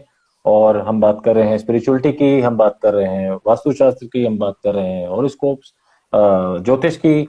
और गुरुजी, एक मेरे एक प्रश्न मैं आपसे करना चाहूंगा। जैसे आपने घर हम्म, की नेगेटिविटी के बारे में बताया, मैं आपके कुछ चैनल पे मैं आपकी यूट्यूब वीडियोस देख रहा था। उसमें जैसे हम्म, गाइडेड मेडिटेशन आप जो करा रहे थे अपने शिविर में शिष्यों को, हम्म, एक उसमें आपने जो आउट ऑफ बॉडी एक्सपीरियंस, या जिसको हम सोल कम्युनिकेशन कहते हैं, सोल कम्युनिकेटर, तो इसी का भाग है आउट ऑफ बॉडी एक्सपीरियंस भी। अ, तो ये आप जो कराते हैं गुरुजी, ये मतलब आपको इस चीज का भय नहीं लगता, या ये क्या एक्सपीरियंस है? ये कुछ शेयर कीजिए, मतलब ये इसके बारे में मैं ज्यादा कुछ मैं जान नहीं पाया हूँ, बट ये क्या मतलब एक्सपीरियंस है, कैसे ये काम करता है? हम्म। क्या आउट ऑफ बॉडी एक्सपीरियंस बोल रहे हैं या मेरे द्वारा सोल कम्युनिकेशन बोल रहे हैं? सोल सोल कम्युनिकेशन की बात कर रहा हूँ। अच्छा अच्छा, सोल कम्युनिकेशन। हाँ, इसमें मेरा एक्चुअली मैं बता दूं, बचपन से ही मुझे ये सोल से कम्युनिकेट करने का, चाहे मेरी शुरुआत की जो साधना है उसका इमीडिएट इफेक्ट के बाद की गिफ्ट समझ लो, या बाय बर्थ गिफ्ट समझ लो, या कुछ भी समझ लीजिए आप। लेकिन ये मुझे बचपन से ही था कि बड़ी इजीली मेरा कनेक्ट हो जाता था सोल से। तो बहुत सारे लोग आते थे मेरे पास कि मेरे फादर की डेथ हो गई या मदर की डेथ हो गई, मुझे उनका लास्ट मैसेज समझना है, जानना है। तो मैंने इसके ऊपर एक सीरीज भी बनाई हुई है अपने चैनल पे पूरा, कि कैसे लोग मेरे पास आते रहे, उनके उदाहरण बताए हुए हैं, क्या उसके प्लस और माइनस होते हैं, जैसे प्लेन चिट में जी लोग बुला लेते हैं, है ना। तो उस तरीके से नहीं है सिस्टम, इसका अलग एक तंत्र का विधान है, एक पूरा सिस्टम है जिसमें हम लोग मैं किसी की आत्मा को बुला के किसी के शरीर में नहीं, सामने ही, अगर जी किसी कोई व्यक्ति अगर आता है तो उससे संबंधित उसकी आत्मा या पितरात्मा या उसके मदर या फादर या ब्रदर जो भी है, वो आत्मा का आह्वान करके उस, क्योंकि देखिए आत्मा क्या होती है, हमारा तो फिजिकल शरीर ना भौतिक है, तो इसमें क्या होता है कि स्थिरता बहुत ज्यादा है, उतना फ्लो नहीं है। लिक्विड क्या है, बहुत तेजी से बह जाता है, ठीक। हवा और तेजी से बह जाती है, मन और तेजी से बह जाता है। आप ये समझ लीजिए आत्मा उससे और तेजी से बह जाती है, उसमें स्थिरता नहीं होती है। जो मृत आत्मा है वो स्थिरता नहीं होती है। तो आपको उससे कनेक्ट करके बातचीत करने के लिए एक टाइम चाहिए होगा जिसमें आप जी क्वेश्चन पूछ सकें। और जी क्योंकि आप वर्तमान में भौतिक शरीर में हैं, तो आपके प्रश्नों की स्पीड अभी जैसे हम बात कर रहे हैं वही होगी, इतने में तो वो भाग जाएगी। जी और उनकी, हम हमें क्या होता है, हमें अगर आप समझ लीजिए हवाई जहाज में यात्रा करें लगातार 600 किलोमीटर पर आवर स्पीड से हम यात्रा करें, और डेली करें और फ्रीक्वेंटली करें, हमें ऑटोमेटिकली थकान शुरू हो जाएगी। क्यों? क्योंकि जी हमारा जो नेचर है उसके विपरीत में जाके हम गति पकड़ रहे हैं। उनका क्या है कि उनका नेचर है बहुत तेजी से भागना, मन की गति से भी तेज भागना। और जी उसको हम अगर स्थिर कर दें कहीं, तो वही आप मेरे से बात करने के लिए आओ, आह्वान करूंगा, रुको और मैं आपसे प्रश्न पूछूंगा, आप उत्तर दो। इसमें जी उनको बहुत ज्यादा पीड़ा होती है, जी बहुत ज्यादा। तो उस पीड़ा को कम करने के लिए मैं बहुत शॉर्ट में क्वेश्चन पूछता हूँ, बहुत तेजी से। और बहुत तेजी से जब क्वेश्चन पूछता हूँ तो उसके उत्तर बहुत तेजी से आते हैं। जी सेकंड, एक सेकंड में आप ये समझ लीजिए 10 से 15 क्वेश्चन में फेंक देता हूँ और उसके उत्तर भी आ जाते हैं। और बस अच्छा 1 सेकंड, हाँ 1 सेकंड से ज्यादा रुकने का उनका प्लान होता ही नहीं। लेकिन उसको मैं कुछ सेकंड रोकता हूँ जिसमें मैक्सिमम मैं जो प्रश्न पूछ सकता हूँ, जिसको, और ऐसा भी नहीं है कि हर प्रश्न का उत्तर भी दे, ऐसा भी नहीं है। जिस जी प्रश्न का उसको उत्तर देने के लिए अलाउड होगा, उस मतलब बस शरीर छोड़ने के बाद की दशा में उसी प्रश्न का उत्तर आएगा। जरूरी नहीं है आपने पूछ लिया कि भाई कल कौन सी लॉटरी निकलेगी बता दो, ऐसा नहीं। जो जी उसको जी बताने का अलाउड है वो उत्तर आ जाता है। और हमें भी फिर उसी चालाकी से, उतनी तेज फ्रीक्वेंसी से क्वेश्चन को इधर उधर घुमाना पड़ता है कि अगर हमें उसी प्रश्न का उत्तर चाहिए और उस तरीके से उत्तर नहीं वो देना चाह रही है आत्मा, तो हम उस प्रश्न को घुमा देंगे। और बहुत तेजी से घुमाते हैं, क्योंकि वो जो होती जी है बहुत चालाक होती है, वो सब समझ जाती हैं। तो बातों को एनर्जी के फॉर्म में इतनी तेजी से घुमाया जाता है आत्माओं के साथ बात करने में, इमीडिएटली उसका आंसर आ जाए।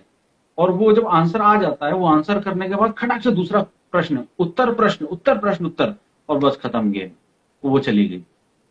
जी जी इतनी तेजी से प्रश्न और उत्तर करना होता है।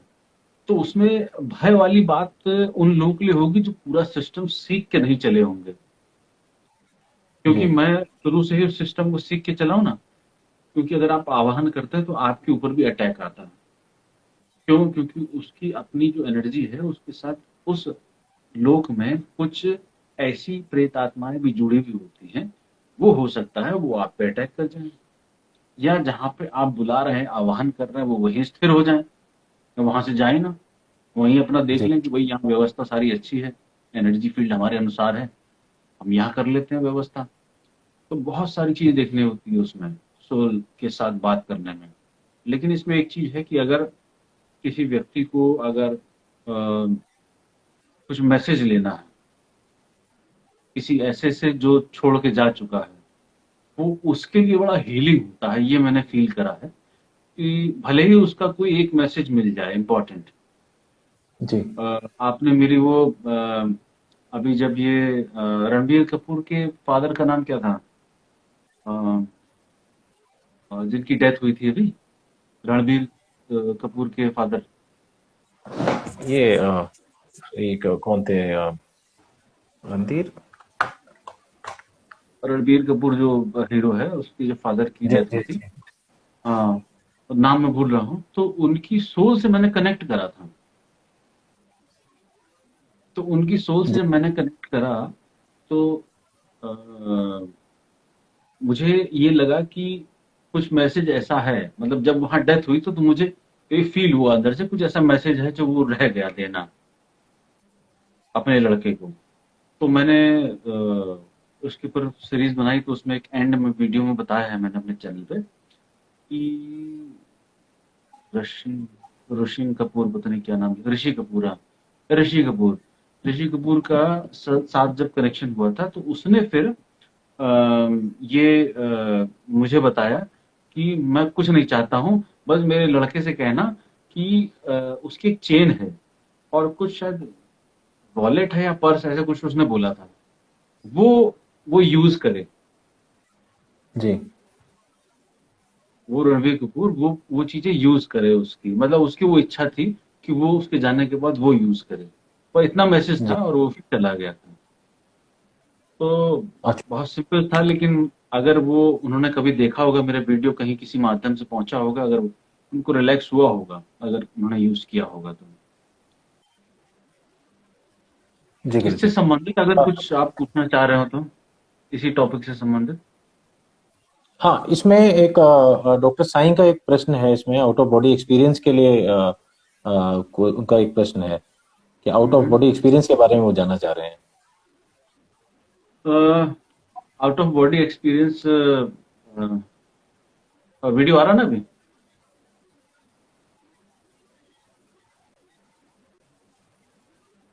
वीडियो चल रहा है?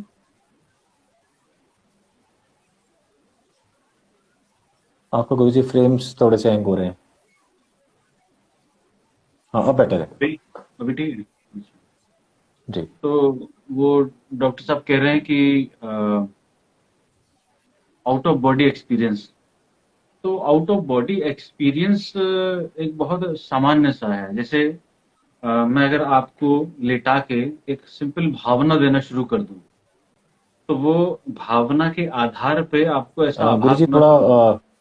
ये हैंग हो रहा है थोड़ा सा। अच्छा, एक मिनट रुको। नेट की स्पीड।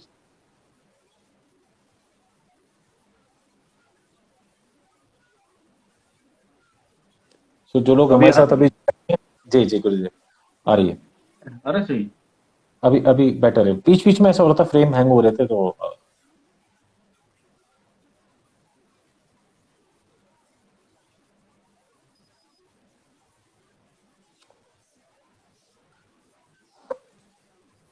तो जो लोग हमारे साथ जुड़े हुए हैं मैं उनको बता दूं, हमारे साथ सदगुरुदेव डॉक्टर श्री तारामणि जी हैं, और उनके साथ हम अलग अलग विषयों पर बात कर रहे हैं। स्पिरिचुअलिटी की बात हमने करी, हमने मेडिटेशन की बात करी, हमने हमने जो आपकी नेगेटिव एनर्जीज जो होती हैं उसके बारे में बात करी, बुरी नजर जैसे जैसे बोलते हैं हम। अ, फिर अभी हम बात कर रहे हैं जो आपकी सोल कम्युनिकेशन के बारे में जो बात कर रहे हैं, सोल कम्युनिकेशन कैसे होता है उसके बारे में गुरुजी ने भी उदाहरण दिया। गुरुजी अभी आप अभी कनेक्टिविटी आई थिंक ठीक है। अभी ठीक है ना? जी जी ठीक है। हम्म।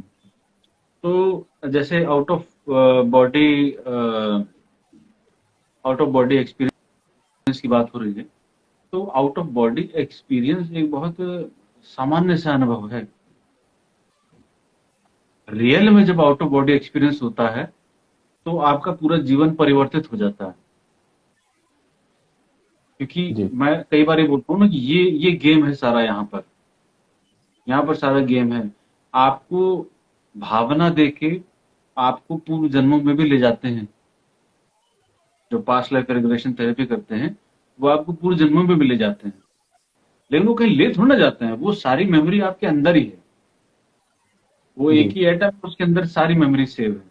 तो वहां पे आपको उस चैम्बर में ले जाके घुमा देते हैं, सिर्फ भावना के आधार पर, भाव देके, आपको विचार देके, म्यूजिक लगा जी के, सुगंध लगा के, आपको रिलैक्स करके। तो जब आउट ऑफ बॉडी एक्सपीरियंस होता है, तो मैं अपना एक्सपीरियंस बताता हूँ कि जब मैं आउट ऑफ बॉडी एक्सपीरियंस हुआ था पहली बार, तो मैं उस समय फरीदाबाद में रहता था, और मैं इसी का ही प्रैक्टिस करता था, आउट ऑफ बॉडी एक्सपीरियंस। तो मेरे इस एक्सपीरियंस से हो सकता है बहुत सारे लोगों को उनका उत्तर मिले। ठीक है। तो मैं क्या करता था कि वो फरीदाबाद से आपका जो गुड़गांव वाला रास्ता है, पहाड़ी वाला, बहुत अच्छा जो रास्ता है, वो मेरे ख्याल जी से 30-35 किलोमीटर का रास्ता है, 30 के आसपास, जी है ना। जी जी हाँ। जी तो वो रास्ते में मैं वहां से पैदल चलता था, फरीदाबाद से गुड़गांव के लिए।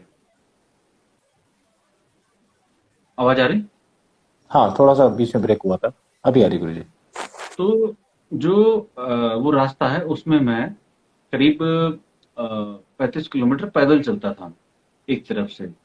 तो जब मैं चलता था, तो ये प्रैक्टिस, जो जिनको आउट ऑफ बॉडी का एक्सपीरियंस करने का बहुत ज्यादा शौक होगा, वो कर सकते हैं, लेकिन किसी की गाइडेंस में करना चाहिए। क्योंकि अगर बॉडी से अगर आउट हो गए और इनसाइड नहीं जा पाए, तो फिर आप समझ लीजिए मर ही जाएंगे।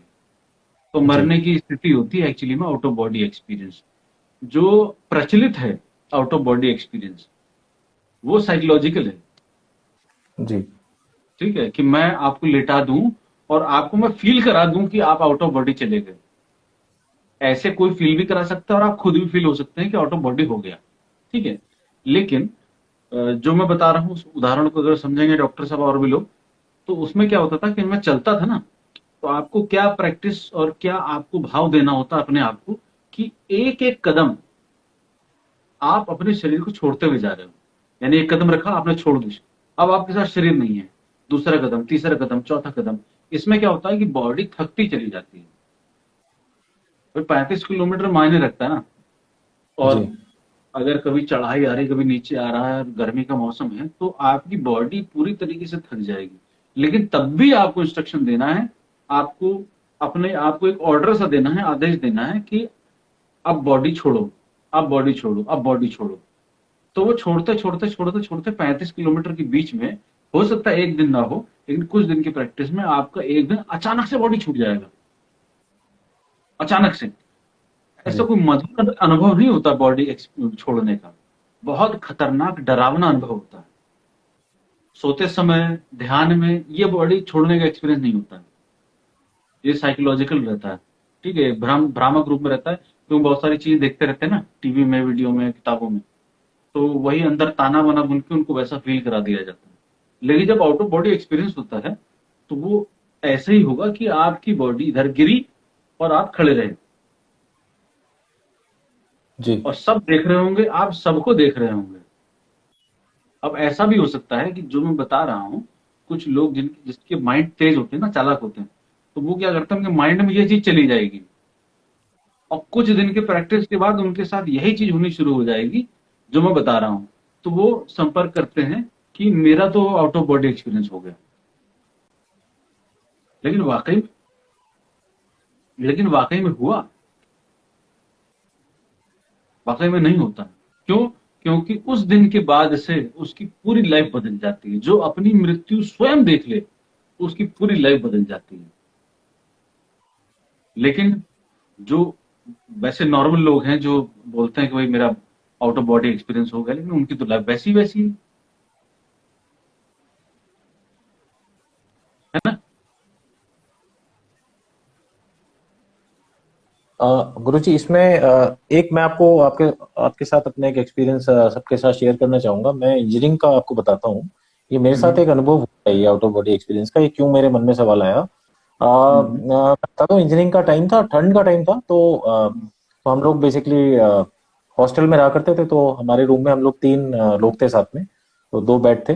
तो मैं उस दिन करीब 1 बजे सोया था, और मैं बीच में सो रहा था, और हम्म, करीब 3 साढ़े 3 बजे मेरी निद्रा टूटी। तो मैंने अपने आप को अपने पैरों के पास बैठे हुए पाया, और करीब 3 या साढ़े 3 सेकंड के लिए मैं बिल्कुल, मतलब बिल्कुल मेरा वो एक्सपीरियंस है कि मैं ये नहीं, मैं इसको अपनी वो कल्पना नहीं बोल सकता या सपना नहीं बोल सकता।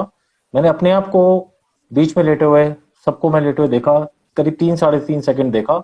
उसके बाद मुझे कुछ याद नहीं, और बिल्कुल वो एक्सपीरियंस बिल्कुल रियल एक्सपीरियंस था कि मैं एक्चुअल में बैठा हूँ अपने पैरों के ये पास। हाँ, और उसके बाद सुबह उठा, मुझे बिल्कुल याद था। ये एक्चुअली रियल एक्सपीरियंस ही लगता है, लेकिन ये आउट ऑफ बॉडी एक्सपीरियंस नहीं होता है। हमारे जो होते हैं जोन होते हैं ना, चेतना के अलग अलग, हम किसी एक जी ऐसे जोन में जाके बैठ जाते हैं जहां से हमको ऐसा आभास हो जाता है। जैसे आपने कभी कभार देखा होगा, ये आप सबका उदाहरण दे रहा हूँ, कई बार ये देखा होगा, शाम का समय है, 5-6 बजे का, ठीक, और जी आप अचानक से उठते हैं, आपको लगता है अरे यार सवेरे हो रहा है, सुबह हो रही है, मॉर्निंग हो रही है।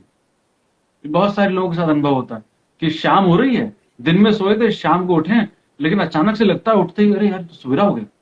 तो उनको ये पता ही नहीं चलता है कि ये सवेरा हो रहा है कि शाम हो रही है। उनको कुछ सेकंड, कुछ मिनट लगता है उस सेटल करने में कि एक्चुअली में सुबह है कि शाम है। ये कई सारे लोगों के साथ हो सकता है, आपके साथ भी हुआ हो, ये एक्सपीरियंस होता है। तो वो क्या होता है कि वो उस फ्रेम में चले जाते हैं, एग्जिस्टेंस के, उस अस्तित्व के, उस चेतना के, जहां पर टाइम बाउंडेशन ही नहीं होती है, स्पेस बाउंडेशन ही नहीं होती है।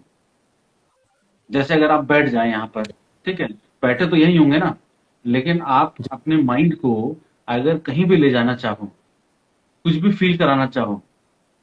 मेरा एक शिष्य है, दिल्ली में 45-48 डिग्री टेम्परेचर पे टॉप फ्लोर में साधना कर रहा था, बहुत भयानक गर्मी, कोई कूलर नहीं, कोई एसी। उसने कहा गुरुजी दाने पड़ने शुरू हो गए, छाले पड़ने शुरू हो गए, इतनी गर्मी हो रही है, मैं साधना कर रहा हूँ। तो मैंने उसको बोला, एक ही उपाय है। जी हाँ, एक ही उपाय है कि आप जब साधना करो या जब तक वहां पर हो, आप अपने आप को इंस्ट्रक्शन दे दो कि तुम्हें बहुत ठंड लग रही है। और ओके वाकई में उसका अनुभव था, वो कहीं सुन भी रहा होगा कि वाकई में कि जब उसने ये सुना, तो उसको ये फील होना शुरू हो गया, ठंड लगनी शुरू हो गई, और उसकी साधना इतनी गर्मी में ठंडक में हुई। जी लगता एक्चुअली में ऐसा ही है कि आपका जो टाइम बाउंडेशन है, स्पेस बाउंडेशन है,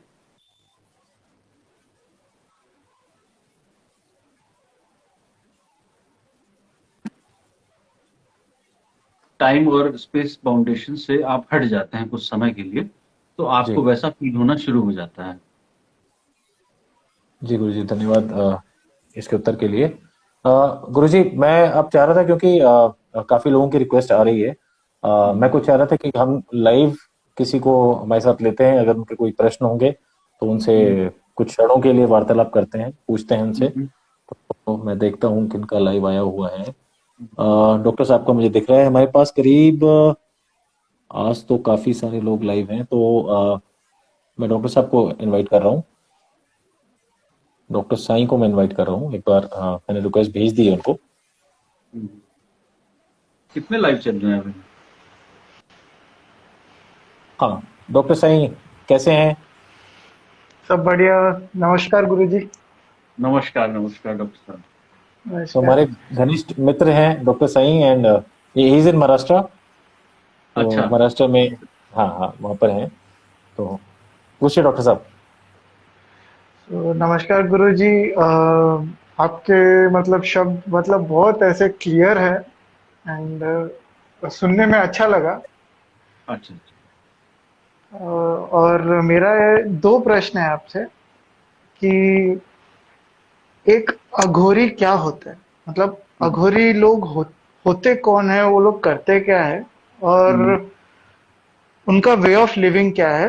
और दूसरा प्रश्न मेरा ये है कि मैं आपसे ये जानना चाहता हूँ कि वो ट्रांस जो स्टेट रहता है, ट्रांस का स्टेट वो क्या होता है। लाइक जब महाशिवरात्रि में हम देखते हैं बहुत सारे बाबा लोग या बहुत सारे भक्तों को, वो लोग मतलब वो लोग होश में नहीं रहते, बट उनका जो बॉडी रहता है वो हिलने लगता है, मतलब एबनॉर्मल मूवमेंट्स करने लगता है। तो वो स्टेट क्या होती है? ये दो प्रश्न है मेरे। हाँ, मैं बताता हूँ आपको। एक तो अघोरी क्या होता है, कुछ शिव के अघोर स्वरूप को उन्हीं के फॉलोअर्स ने अघोर पंथ से जोड़ के कुछ ऐसी क्रियाओं को करना शुरू करा कि जिसमें शिव ने समझाया कि आपके पास अगर अर्पित करने के लिए पुष्प नहीं है तो आप उठा के मिट्टी भी अर्पित कर दो। उन्होंने मांस भी अर्पित करा, लोगों ने विरोध करा, लेकिन वो तरीका था। उन्होंने कहा ये तुम्हारी दृष्टिकोण है कि तुम पुष्प में और मांस में दोनों में भेद कर पा रहे हो। तो अघोर का कॉन्सेप्ट ये है कि उस साधक को, इसकी दो स्टेज होती है, औघड़ अवस्था होती है और अघोर अवस्था होती है। तो पहले 12 वर्ष की उसकी औघड़ अवस्था होती है, जिसमें जब वो साधना शुरू करता है उस साधना में उसके अंदर एनर्जी बनना शुरू होती है। क्यों? क्योंकि जो उसके मंत्र होते हैं वो मंत्र बहुत तीव्र होते हैं अघोर में और कपालिक में। अब वो जो मंत्र तीव्र होते हैं तो उनके अंदर जो 7 चक्रास हैं उसमें कहीं ना कहीं वो हिट मारते हैं, और जब वो हिट मारते हैं उसमें एनर्जी फूटती है अलग अलग सेंटर पे।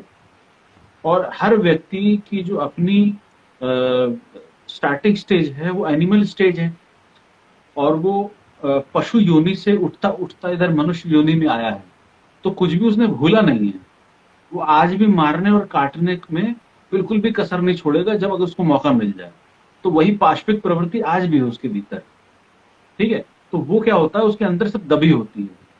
तो इस मंत्रों में, इन साधनाओं के माध्यम से वो अवघड़ अवस्था में अपने आप को प्योर करने की स्टेज में होता है। यानी कि उसको जैसा है गुरु द्वारा आदेशित होता है कि जैसा है वैसा वो करे। यानी कि तुम शमशान में रहोगे, तो शमशान में क्यों रहोगे? क्योंकि तुम्हें यहाँ जलती हुई लाशों को देखने के बाद ये पता चलेगा भीतर तक, और भीतर से उठेगा कि ये संसार नश्वर है।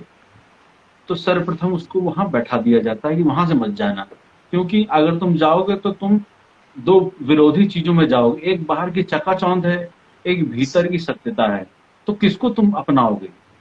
तो पहले तुम इसको देख लो, फिर उसके बाद वहां रह के उसको वहीं की चीजें खानी होती हैं। मान लीजिए अगर कोई मंदिर है, वहां पर कुछ प्रसाद अर्पित हुआ तो वो खाएगा, और अगर कुछ भी नहीं मिलेगा तो कुछ भी खाएगा, नहीं मिलेगा तो नहीं खाएगा। ऐसा उसको आदेशित होता है। तो वो जो 12 वर्ष का अवघड़ अवस्था का उसका जो काल होता है, उसमें उसकी ऊर्जा बहुत तेज बढ़ती है, बहुत तेज बनती है।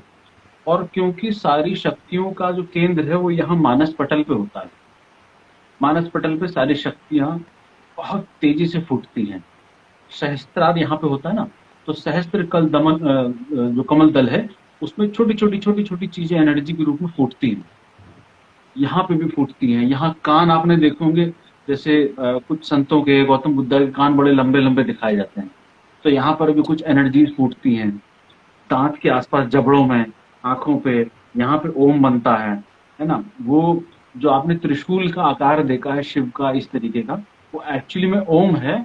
और 3 तरह की जो नाड़ियां हैं, उन नाड़ियों को प्रदर्शित करने के लिए दिखाया गया है कि ये आपका त्रिशूल है, 3 नाड़ियां एक में हो जा रही हैं आपके भीतर की। तो वो जब औघड़ अवस्था में साधना करना शुरू करता है, इसके अंदर ये द्वंद्व होना शुरू हो जाता है, और पुराने संस्कार उसके बार बार निकल निकल के आते हैं। जैसे उसका सेक्स की तरफ बार बार मन भागेगा, फिर उसको जलती भी लाश दिखेगी तो फिर वो नॉर्मल हो जाएगा, उसको बढ़िया पकवान खाने का मन करेगा, फिर वो शांत हो जाएगा। तो ऐसे पूरा जीवन जो 12 साल का उसका रहता है, उसमें वह पोग स्थिति में रहता है कि करे तो क्या करे।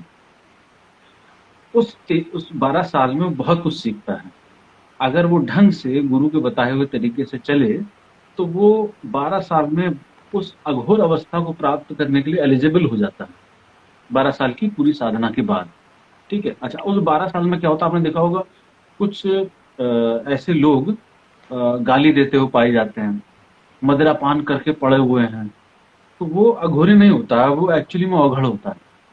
वो अवघड़ क्या होता है कि वो हड्डी की माला टांग लेगा, मांस भी खा लेगा, अपना मलमूत्र भी खा पी लेगा, फिर चिता के बगल में लेट जाएगा, लेटेगा नहीं लेटेगा उसको कुछ भी नहीं पता होता है।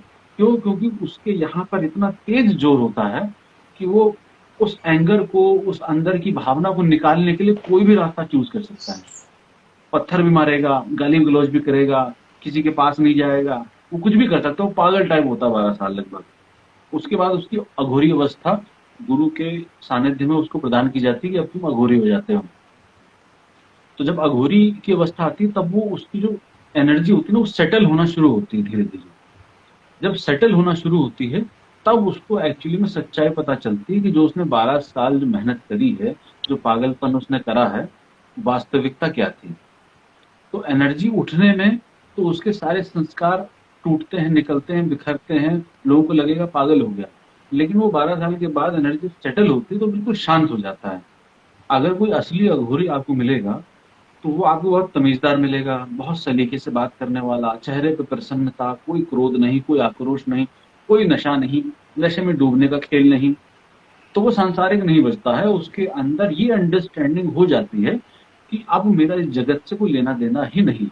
कोई आता है आए, कोई जाता है जाए। वो अपने इष्ट की साधनाओं में लगा हुआ होता है। ये अवघड़ और अघोरी में अंतर हुआ। अब इसमें हम जब दूसरा प्रश्न आपका लेते हैं तो उसमें ये होता है कि ये ऐसी कौन सी स्टेट होती है जब वो वहां पर ऐसी हरकतें करते हैं, ठीक है ना। तो अब इसमें होता क्या है कि जो मैंने आपको अवघड़ अवस्था बताई ना, ये अवस्था लगभग उसी से मिलती जुलती होती है, क्योंकि हमारे अंदर कुंडलिनी होती है, 7 चक्र होते हैं। तो 7 चक्रों में हर चक्र में कुछ ना कुछ ऐसी चीजें दबी हुई होती हैं जो आपके पूर्व से रिलेटेड होती हैं। जैसे मान लीजिए आपका थ्रोट चक्र है, अगर यहाँ पर कुछ फंसा होगा तो यहाँ पे दबाव बनना शुरू हो जाएगा। दबाव बनना शुरू होगा, किसी की आवाज बंद हो जाती है, किसी आवाज बहुत तीव्र हो जाती है, किसी को वाक सिद्धि हो जाती है। अगर यहाँ आज्ञा चक्र में अगर उसकी एनर्जी उठ जाती है तो उसको भूत भविष्य वर्तमान देखने की भीतर से इंसाइट आ जाता है उसको, कि वो आंख बंद करेगा देखेगा या आंख खोल के भी देखेगा तो उसको दृश्य दिखना शुरू हो जाते हैं और उसको उसके प्रश्नों का उत्तर मिलना शुरू हो जाता है। तो ये सारी चीजें जब आप किसी को भी देखते होंगे, वो जो उस तरह की हरकतें करते हैं, चाहे वो नशे में करते हैं। कुछ लोग नशे में इसलिए करते हैं क्योंकि वो जो गांजा या भांग लेके वो जो प्रेजेंट स्टेट ऑफ माइंड है उससे वो विड्रॉ कर जाते हैं, और जो एक्चुअल में उसके अंदर चल रहा होता है वो एक्सप्रेस होना शुरू हो जाता है। फिर या तो वो उसका संस्कार होता है पुराना दबा हुआ, जैसे आपने लेडीज के, आप डॉक्टर हैं, हिस्टीरिया में होता है कि कुछ अंदर दबा हुआ है, वो जब निकल के बाहर आना शुरू हो जाता है। तो ये इनके साथ भी ऐसे ही होता है। किसी ने बचपन में मारा हुआ होगा लेकिन एक्सप्रेस नहीं हो पाया, तो वो दांत भींच के काटना, मारना, पीटना, या एकदम ही आंखें चढ़ा के ऊपर लेट गए और गिर गए, ऐसा हो गया, या शरीर कांपना शुरू हो जाता है। ये जब मैं ध्यान मेडिटेशन कराता हूँ या ट्रांसेंडेंटल मेडिटेशन है उसमें भी ऐसे ही होता है। उसमें क्या होता है कि आपको इतना ज्यादा एनर्जी से भरपूर सांस की चोट मार मार के थका दिया जाता है कि आपके भीतर जो एक्चुअली में था वो एक्सप्रेस हो जाता है, और वो एक्सप्रेस होने के लिए रेडी है। जो बुद्ध कहते हैं या ज़ेन में कहते हैं कि आप बैठ जाओ शांत होके, अपने आप सब हो जाएगा। वो शांत होने के लिए इसलिए बोल रहे हैं क्योंकि उसका नेचर है कि अपने आप होगा, वो अपने आप होता है। लेकिन हमें इसको शांत करके बैठाना पड़ता है बस। और यही सब टेक्निक है, चाहे ध्यान की या मेडिटेशन की कोई टेक्निक हो, या किसी मादक द्रव्य के माध्यम से उसके माइंड को थोड़ा सा शांत किया जाता हो, दवाई देके शांत किया जाता हो, या किसी और चीज म्यूजिक के माध्यम से। तो म्यूजिक में भी आदमी अपने आप को भूल जाता है और अचानक से खुद भी नाचने लगता है। तो वो सारी चीजें इसी पार्ट का ही हिस्सा है कि एक तो कुंडलिनी अगर उसकी स्प्रेड होना शुरू हो जाती है तो वो कुंडलिनी हर संस्कार को तोड़ती हुई चीखती चिल्लाती, तो किसी की जीभ बाहर आ जाती है ना, किसी के हाथ ऐंठ जाते हैं, किसी के साथ कुछ एक्टिविटी होती है, तो या तो उसकी कुंडलिनी में हलचल होनी शुरू होती है, तो उसको अज्ञानी रूप से अगर वो देखेगा तो वो ये समझेगा कि कोई देवी आ गया, कोई देवता आ गया या भूत प्रेत आ गया, है ना। लेकिन होता क्या है, पूछने वाला था। हाँ, लेकिन होता क्या है कि अगर कोई उसका गुरु ढंग का होगा, जो इस चीज के डिफरेंस को समझता होगा, तो वो उसको कहेगा कि बेटा अब ये टाइम आ गया है कि अब शांति से इस मोमेंट को देखना शुरू कर दो, अब इसमें बहने की जरूरत नहीं है। क्यों? क्योंकि अब एनर्जी एक्सप्रेस होना चाह रही है, अब एनर्जी एक्सप्रेस होना चाह रही है और इस ब्रह्म में लीन हो जाएगी। तो उस लीन होने से पहले की सिचुएशन होती है कि आपका एक्सप्रेशन होना शुरू हो जाता है, अंगड़ाई लेना शुरू करती है कुंडलिनी। तो जब अंगड़ाई लेना शुरू करती है तो वो किसी भी फॉर्म में एक्सप्रेस हो सकती है। अब वो कैसा फॉर्म हो सकता है, वो हर किसी का अलग हो सकता है। लेकिन जब आप उस, क्योंकि माइंड तब भी होता है उसके माइंड में अगर आपने अंकित कर दिया कि अब ये देवी आ गई, बस वो उसको पकड़ लेगा, उससे फिर वो निकालना बड़ा मुश्किल हो जाता है उस चादर को। क्यों? क्योंकि उसके आसपास ढेरों भीड़ लगनी शुरू हो जाएगी ना, तो माइंड को वही चाहिए, सुपीरियरिटी चाहिए। तो वो जो उसकी कुंडलिनी जागृति के बाद की यात्रा थी परम के दर्शन की, वो वहां ब्लॉक हो जाती है। इसीलिए जो बड़े गुरु लोग रहे हैं उन्होंने कहा है कि आध्यात्म में भटकाव तो है, लेकिन अंत में भटकाव बहुत ज्यादा हो जाता है। क्योंकि आखिरी जो इसका लॉलीपॉप है आध्यात्म का, वो इतना ज्यादा टेस्टी है कि वो आखिरी लॉलीपॉप ही नहीं छोड़ने को तैयार होता। वो कहता अब तो यही है सबसे बड़ी चीज, इससे ज्यादा मुझे क्या चाहिए। तो फिर वो वहीं से फिर वापस जन्मों जन्मों जन्मों भटकता हुआ जाता है। आशा है मैंने उत्तर दिया होगा। थैंक यू गुरुजी, अच्छा लगा सुन के। ये सब ऐसा ऑब्जर्वेशन रहता है हमारा, तो मालूम नहीं है वो होता क्या है। हम्म, एंड और एक लास्ट क्वेश्चन गुरुजी, और जब अभी डेथ मतलब क्या है कि जो आदमी है उसका सोल जो है वो बॉडी को लीव करता है। हम्म, जो सोल रहता है वो परमानेंट रहता है, अमर रहता है ना। तो वो सोल का जर्नी क्या रहता है, मतलब अभी बॉडी के साथ एक जर्नी रहता है और बॉडी के बियॉन्ड एक जर्नी रहता है। तो वो जब डेथ होता है तो बॉडी के बियॉन्ड का जो जर्नी है वो शुरू होता है उसका। तो वो क्या होता है, कैसे होता है, उस पर थोड़ा। एक्चुअली होता क्या है कि जब आप बॉडी में हैं तब भी आप इतनी सारी चीजों में घिरे हुए हैं कि आपको पता ही नहीं कि आप बॉडी से अलग कुछ हैं, है ना। जब आप बॉडी में सांसारिक हैं, जीवन। हाँ, तो संसारिक जीवन तो है ही, लेकिन आपकी अपनी इतनी सारी चीजें अंदर आ जाती हैं कि आपको बहुत कुछ होना होता है। मतलब आपको ईश्वर भी चाहिए होता है, आपको संसार भी चाहिए होता है, और इसके अलावा बहुत कुछ होता है अंदर जो आपको चाहिए होता है। तो आप उसी सर्किल में घूम रहे होते हैं बिना ये जाने कि आप बॉडी नहीं है। तो वो जो सोल है वो इस माया के साथ जुड़ के इतनी ज्यादा भटकी हुई होती है, उसको पता ही नहीं होता कि एक्चुअली में जर्नी है क्या। वो तो कोई ऐसी एनर्जी, कोई ऐसा गुरु तत्व जो हाई फ्रीक्वेंसी पे वाइब्रेट कर रहा हो, उसके पास बैठ के उसको आभास हो जाता है थोड़ा सा कि कुछ तो अलग है। ये पता नहीं चल रहा लेकिन कुछ तो अलग है, क्योंकि उसकी कोई लैंग्वेज तो होगी नहीं। जो अंदर सोल है उसकी कोई लैंग्वेज तो है नहीं, कोई उसका मोड नहीं है, कोई उसका कोई स्पेसिफिक आकार नहीं है। वो तो जैसे भाव दशा में छूटती है शरीर से, उस भाव दशा के शेप को वो ग्रहण करके घूमती है, अंतिम जो उसकी भाव दशा होती है।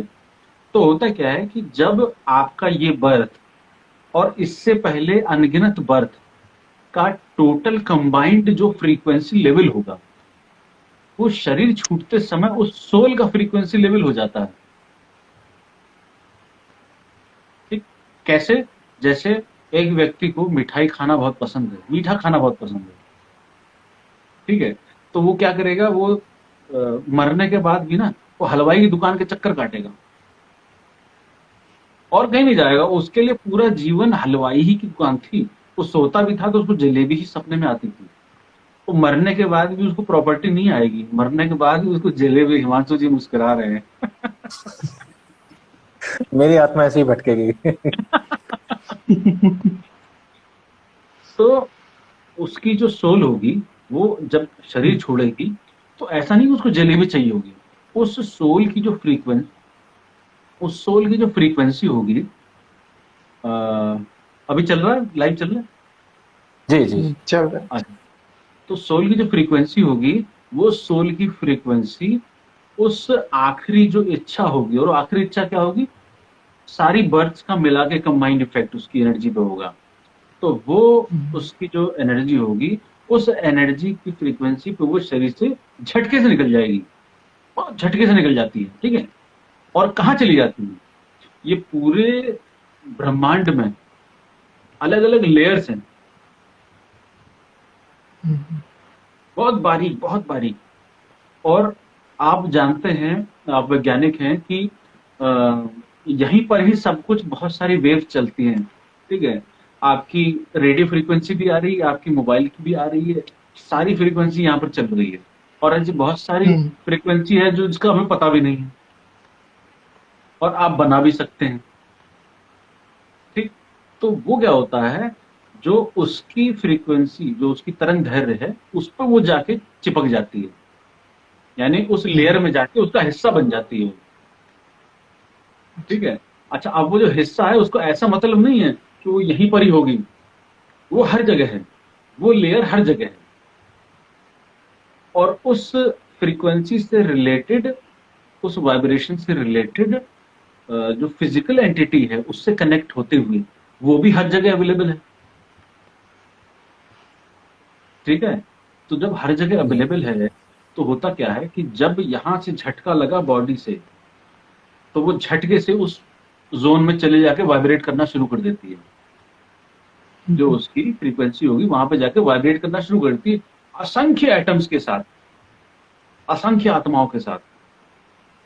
क्योंकि ऐसा नहीं है कि जनसंख्या अभी बहुत ज्यादा है, महाभारत काल में आपके पास उदाहरण है, और ऐसे असंख्य लड़ाइयां हुई हैं, असंख्य लोग मरे हैं। और कुछ लोग ये तर्क देते हैं कि भाई आदमी तो मरते जा रहे हैं, तो जनसंख्या बढ़ कैसे रही है।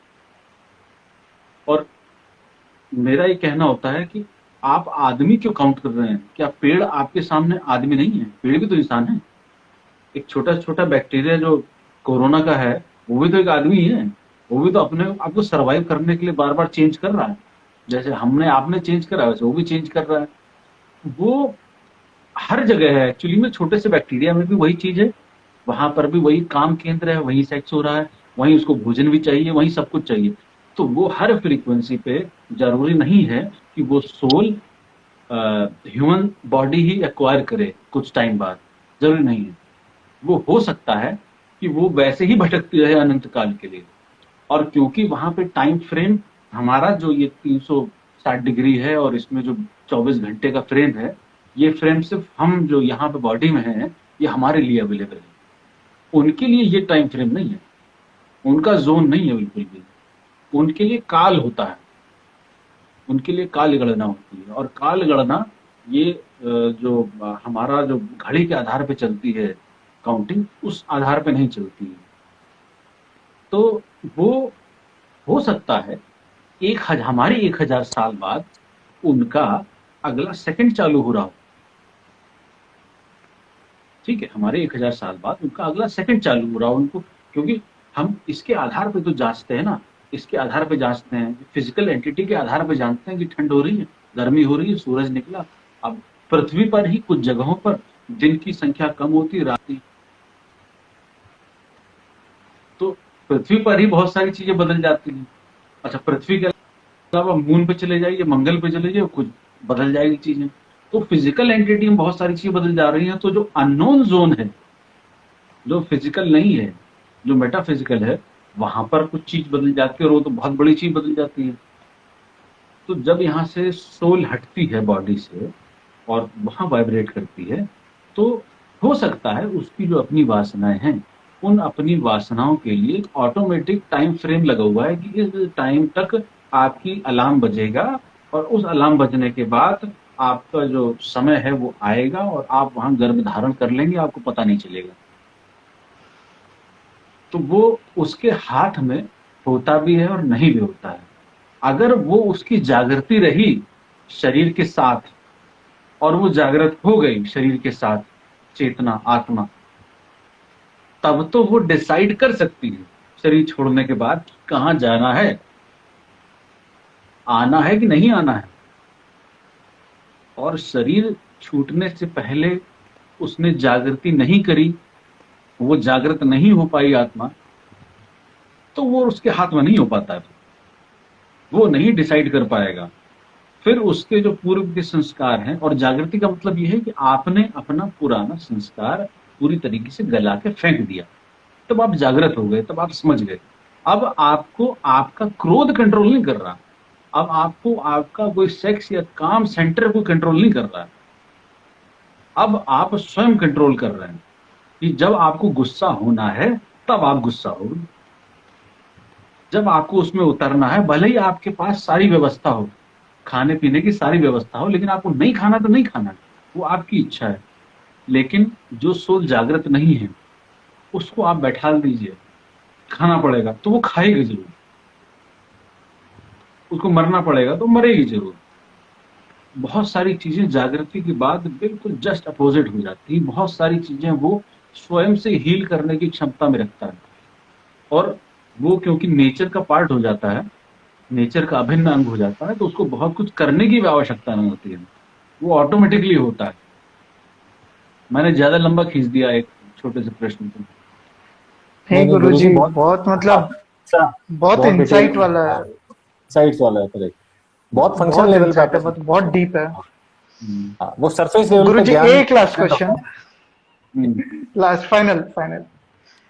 गुरुजी हम जब पेशेंट, मतलब हम कार्डियक अरेस्ट बोलते हैं, जब पेशेंट की धड़कनें रुक जाती है तभी हम एक प्रोसीजर करते हैं, सीपीआर करते हैं, कार्डियोपल्मोनरी रिससिटेशन जो बोलते हैं, चेस्ट कंप्रेशन वगैरह। उससे क्या होता है, कभी कभी जिसका जो धड़कन है पूरा जीरो पे रहता है, वो धड़कना शुरू हो जाता है।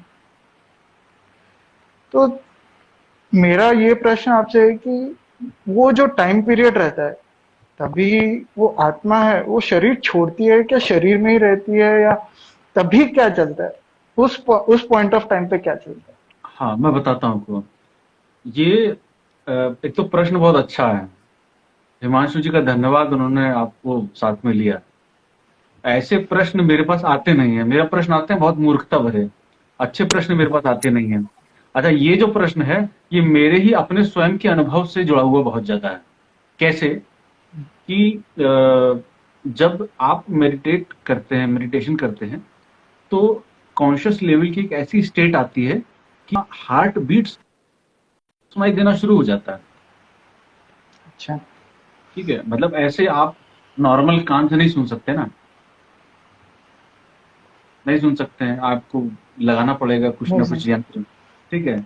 अच्छा, माइक्रोसॉफ्ट ने एक ऐसा कमरा बनाया हुआ है, वो 11.5 करोड़ का, आज से शायद 10-15 साल पहले बनाया था, कि उसमें आप 48 घंटे से ज्यादा नहीं रह सकते हैं। तो उसमें आपके पैरों के चलने की आवाज, आपके हार्ट की आवाज आती है, बाहर से कोई भी आवाज नहीं आती है। तो या तो उसमें जाना पड़ेगा। लेकिन जब एक मेडिटेटिव स्टेट होती है, एक कॉन्शियस लेवल होता है, उसमें क्या होता है कि आपकी सांस रुक जाती है। जब बहुत डीप आप चले जाते हैं तो आपकी सांस आना जाना बंद हो जाती है। ठीक है। और जब आना जाना बंद होती है, उस समय आपका जो स्टेट होता है कॉन्शियस का, वो आपके भीतर जो चल रहा है ना, उसको सुन सकता है, कान नहीं। आज आवाज आपके अंदर आ रही होगी, आप पूरी तरीके से अंदर की सारी आवाजों को सुन रहे होंगे। जो यहाँ पे फ्लो हो रहा है ना, जैसे पानी की आवाज आती है, कुछ बह रहा है, तो वैसी आवाजें आपको सुनना शुरू हो जाती हैं। आपके जो पंप की आवाज होती है हार्ट की, वो आना शुरू हो जाती है, ठीक वैसे ही आती है जैसे जब आप मशीन लगाते हैं, वैसी आवाज आती है। और अचानक से घबराहट होती है। क्यों? क्योंकि वो माइक्रोसॉफ्ट वाला उदाहरण दे रहा हूँ ना, वहां पर भी लोगों को घबराहट होती है अपनी आवाज सुन के। यहाँ पर भी घबराहट होना शुरू हो जाती है अपनी आवाज सुन के, बहुत तेज घबराहट होती है कि ये क्या हुआ। लेकिन जो दृष्टा जागृत होगा जिसका, वो उसको देखता हुआ आगे बढ़ेगा, अपनी यात्रा को आगे बढ़ाएगा। तो इसमें क्या होता है कि आपकी सांस रुक जाती है, आपको कोई तकलीफ नहीं हो रही होती, आप मरे नहीं हो रहे होते। लेकिन ये आपका उसके बाद सेकंड स्टेज है कि हार्ट पंपिंग बंद हो जाती है। जैसे ही आप इस पे आ जाते हैं ना, हार्ट सेंटर पे, तो आपकी पंपिंग बंद हो जाती है, आवाज आना बंद हो जाती है और सांस आना बंद हो जाती है। तो जब मैं लामाओं के साथ जब कुछ मेडिटेशन टेक्निक कर रहा था, तो वहां पर भी इस तरह की टेक्निक प्रैक्टिस करवाई गई थी। तो उसमें क्या होता था कि आपको 20-20 घंटे एक ही पोस्चर में बैठ के मेडिटेटिव स्टेट में ही रहना होता था, खाना पीना कुछ नहीं, आप लगातार बैठे रहेंगे। उसमें कंटिन्यूटी में जब एक्सट्रीम हो जाती है, तब क्या होता है कि आपकी सांस आना जाना बंद हो जाती है, एकदम रुक जाती है, और वो बड़ी घबराहट की स्टेट होती है। उसमें अचानक से व्यक्ति जानबूझ के सांस लेना शुरू कर देता है, अरे ये तो मर जाऊंगा मैं, क्यों? क्योंकि वो आदत के विपरीत हो गया ना कि सांस ले रहा हूं तो मैं जिंदा हूं, लेकिन पेट में तो नहीं ले रहा था फिर भी जिंदा था। इसका मतलब। गुरुजी एक हाँ। सेकंड। हाँ। मैं ये कहना चाहता हूँ कि आपने ये जो मेंशन किया है सांस लेना बंद हो जाना, कभी कभी सोते टाइम पे भी ऐसा नींद में ऐसा होने लगता है, उठ जाता हूँ मैं, कभी कभी ऐसा गैस्पिंग वाला स्टेट आ जाता है। क्या ये वही, मतलब उससे रिलेटेड है क्या? नहीं, उससे रिलेटेड नहीं है। ये कभी कभार घबराहट से भी आदमी को सांस आने जाने में प्रॉब्लम हो जाती है। और कई बार डॉक्टर साहब कुछ निगेटिविटी होती है ना आसपास, तो उस निगेटिविटी की वजह से भी ऐसा होता है। ये मैंने कई केसेस में देखा है कि रात में जैसे कई बार सो रहे हैं तो अचानक से घबराहट हुई और सांस लेने में प्रॉब्लम हुई, तो सांस नहीं चल रही है। और जब मतलब सांस नींद नहीं के चल रही, बीच में है? हाँ, नींद के स्लीप। बीच में। तो नींद के बीच में ही ऐसा होता है कि अचानक से सांस जो है आ जा नहीं रही होती, अचानक से उसको कॉन्शियस में जागता है कि अरे मैं क्या, वो मैं तो मर तो नहीं जाऊंगा, ऐसा होता है। हाँ हाँ हाँ हाँ। हाँ। तो जब वो मेडिटेटिव स्टेट होती है उसमें सांस आना जाना बंद हो जाती है। और ये बहुत रेयर होता है, बहुत रेयर होता है, क्योंकि इतनी एक्सट्रीम तक कोई साधक हिम्मत नहीं कर पाता है कि वहां तक वो जाए। होती है तो पहले तो घबरा के वो सांस लेना फिर शुरू कर देता है। फिर वो थोड़ा सा अपने आप को ढांढस बनाता है कि नहीं नहीं ठीक है, सांस आ रही, मतलब ये उसी क्रिया का हिस्सा है। लेकिन जब आप एक चीज को टेस्ट कर लेते हैं ना, तो वहां तक आने में फिर बड़ी प्रॉब्लम होती है, क्योंकि वहां का आनंद बड़ा ज्यादा मिलता है। तो उस आनंद में वो व्यक्ति रहना शुरू कर देता है और उससे ऊपर नहीं बढ़ता है। तो उसको क्रॉस करने में फिर और टाइम लगता है, क्योंकि बस उसको लगेगा बस यहीं तक ठीक है, आगे तक नहीं, आगे में और मेहनत लगती है। लेकिन अगर वो बिना ये हेजिटेट किए, बिना परेशान हुए छोड़ देता अपने आप को, तो वो आगे बढ़ता उसी टाइम। फिर जब दोबारा बढ़ता है, दोबारे में क्या होता है, सांस बंद हो जाती है। ठीक है। फिर क्या होता है, जब हार्ट का जो धड़कना है वो जब साइलेंट हो जाता है बिल्कुल, तो वही स्टेट आ जाती है जब वो आप बता रहे हैं कि आपका जब कार्डियक अरेस्ट होता है और पल्स रुक जाती है। तो उस समय उस मेडिटेटिव स्टेट पे उस व्यक्ति की अगर पल्स चेक करी जाए तो नहीं आएगी। ठीक है। तो हम इसको ये नहीं बोल रहे हैं कि वो व्यक्ति जो मर रहा है वो क्या मेडिटेटिव स्टेट में। सॉरी गुरुजी। तो बोलूं मैं? हाँ, बोलिए बोलिए प्लीज। अच्छा। तो ऐसा नहीं बोला जाएगा कि वो जो डेथ बेड पे है वो मेडिटेटिव स्टेट में है। और ये जो कॉन्शियस लेवल है, ये जो आपका जो चेतना का स्तर है जिस समय, वहां पर इस शरीर की आवश्यकता नहीं होती है। इस शरीर से वो चेतना अलग लेवल पे चली जाती है, जहां पे ये शरीर की क्रियाएं बंद होना शुरू हो जाती हैं।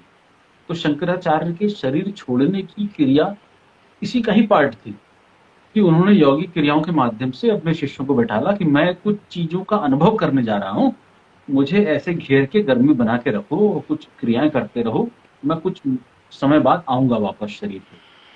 तो वो जो शरीर छोड़ने की क्रिया है वो बिल्कुल एकदम डेथ वाली क्रिया है। और उसमें शरीर बचता नहीं है, शरीर आपको रोक के रखना पड़ता है किसी भी तरीके से। जैसे वहां पर योगिक क्रियाओं से, मंत्रों तंत्र के माध्यम से, यहाँ पर कुछ जो मेडिकल टेक्निक्स हैं, जैसे आपने बताया कुछ शॉक देके उसको, तो शॉक देके क्या होता है कि वो रहता तो शरीर में ही है, रहता शरीर में ही है, कनेक्टिविटी बनी रहती है किसी न किसी लेवल पे। लेकिन बस वो जो झटका है उसको बस हिला देता है कि भैया उधर नहीं आना, इधर ही आना। अच्छा। तो वो वहां पे किसी बीमारी के माध्यम से हो सकता है, वो यहाँ पे किसी मेडिटेटिव स्टेट के माध्यम से हो सकता है, या मेडिटेशन टेक्निक के माध्यम से हो सकता है। जैसे आपने कई बार देखा होगा, जैसे कुछ लोग कोमा में होते हैं लेकिन नहीं आ रहे होते हैं, वापस ही नहीं आ रहे होते हैं, आंखें भी नहीं हिल रही होती लेकिन देख सब पा रहे होते हैं, तो वो भी एक अलग स्टेट होती है।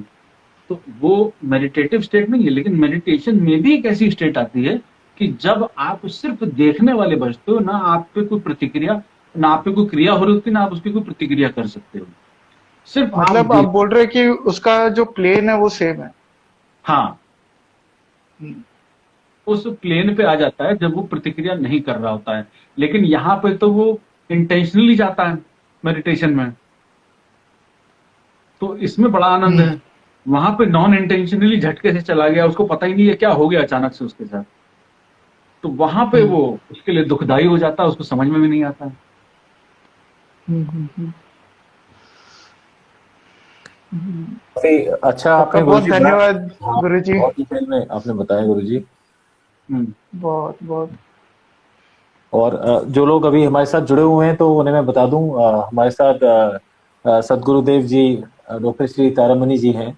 और हम बातें कर रहे थे स्पिरिचुअलिटी के ऊपर, मेडिटेशन के ऊपर में, औघड़ के बारे में हमने बात करी, out of body experience, spirituality, इन सब के बारे में हम बात कर रहे हैं। गुरु जी का एक आश्रम है श्री काल भैरव आश्रम, लखनऊ में बहुत ही प्रसिद्ध आश्रम है। और आप गुरु जी के वीडियोस देख सकते हैं यूट्यूब के माध्यम से। तारमनी द मिस्टिक अघोरी के नाम से गुरु जी का यूट्यूब चैनल है, वो आप देखिए। और गुरु जी, मैं एक आई थिंक एक रिक्वेस्ट और आई हुई थी डॉक्टर साईं, आपसे आगे लेंगे, एक मैं हाँ, रिक्वेस्ट और मेरा चाह रहा हूँ किसी की।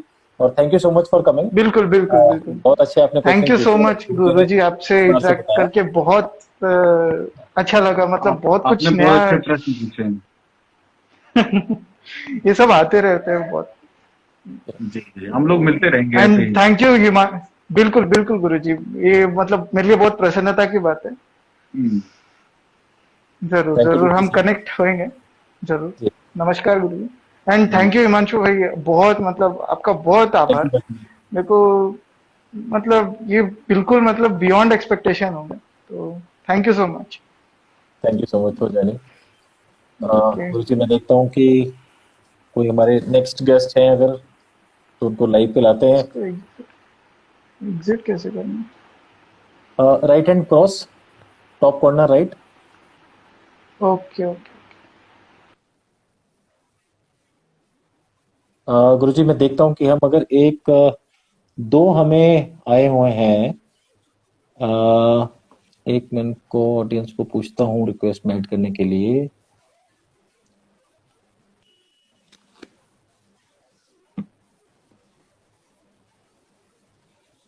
मैंने रिक्वेस्ट भेज दी है, ज्वाइन हो रहे हैं।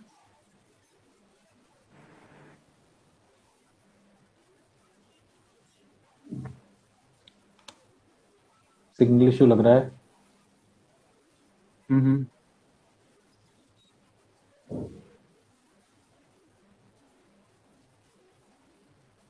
कुछ सिग्नल इशू लग रहा है मुझे, कोई एक्चुअली बात नहीं, इसमें क्या। आपके अपने कुछ प्रश्न हो आप पूछ लीजिए।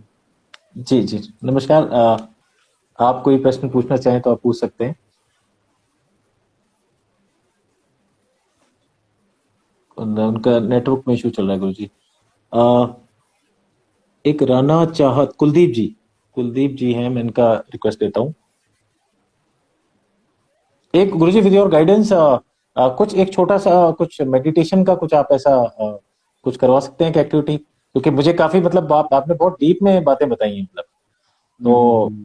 कुछ एक मेडिटेशन मतलब एक ऐसा मैं मैं ये सोच रहा हूँ ना कि अभी टाइम क्या हो रहा है। अभी 9:41 हो रहा है ना। जी तो मतलब क्या 1 hour 41 minutes से हम लोग लाइव हैं। जी जी। वो पता भी नहीं चला, अभी ऐसा लग रहा है जैसे शायद आधा घंटा ही हुआ है। जी जी। ये ये तो कोई हाँ, एक और आ रहे हैं आई थिंक, रेवांडा टूरिज्म।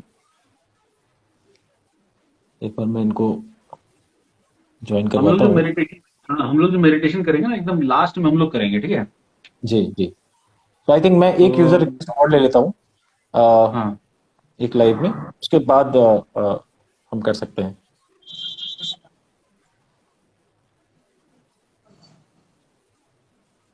हाय, आपकी फोटो नहीं दिख रही, मतलब आपका वीडियो नहीं नजर आ रहा।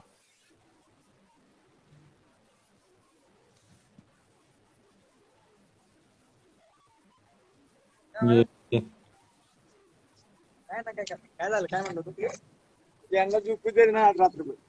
सर लैंग्वेज प्रॉब्लम हो जाएगी सर ये तो।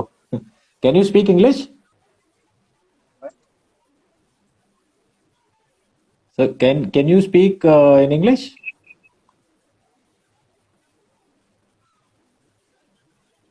एक्सीडेंटली तो नहीं हो गया ऐड? अच्छा, ये नहीं, लेफ्ट एक्सीडेंटली हो गया। एक प्रश्न है डेड मेंबर से कि सहस्त्र जागृत करना ही मुक्ति है या नहीं। तो उसका मैं उत्तर देता हूँ ना, बहुत शॉर्ट सा उत्तर है।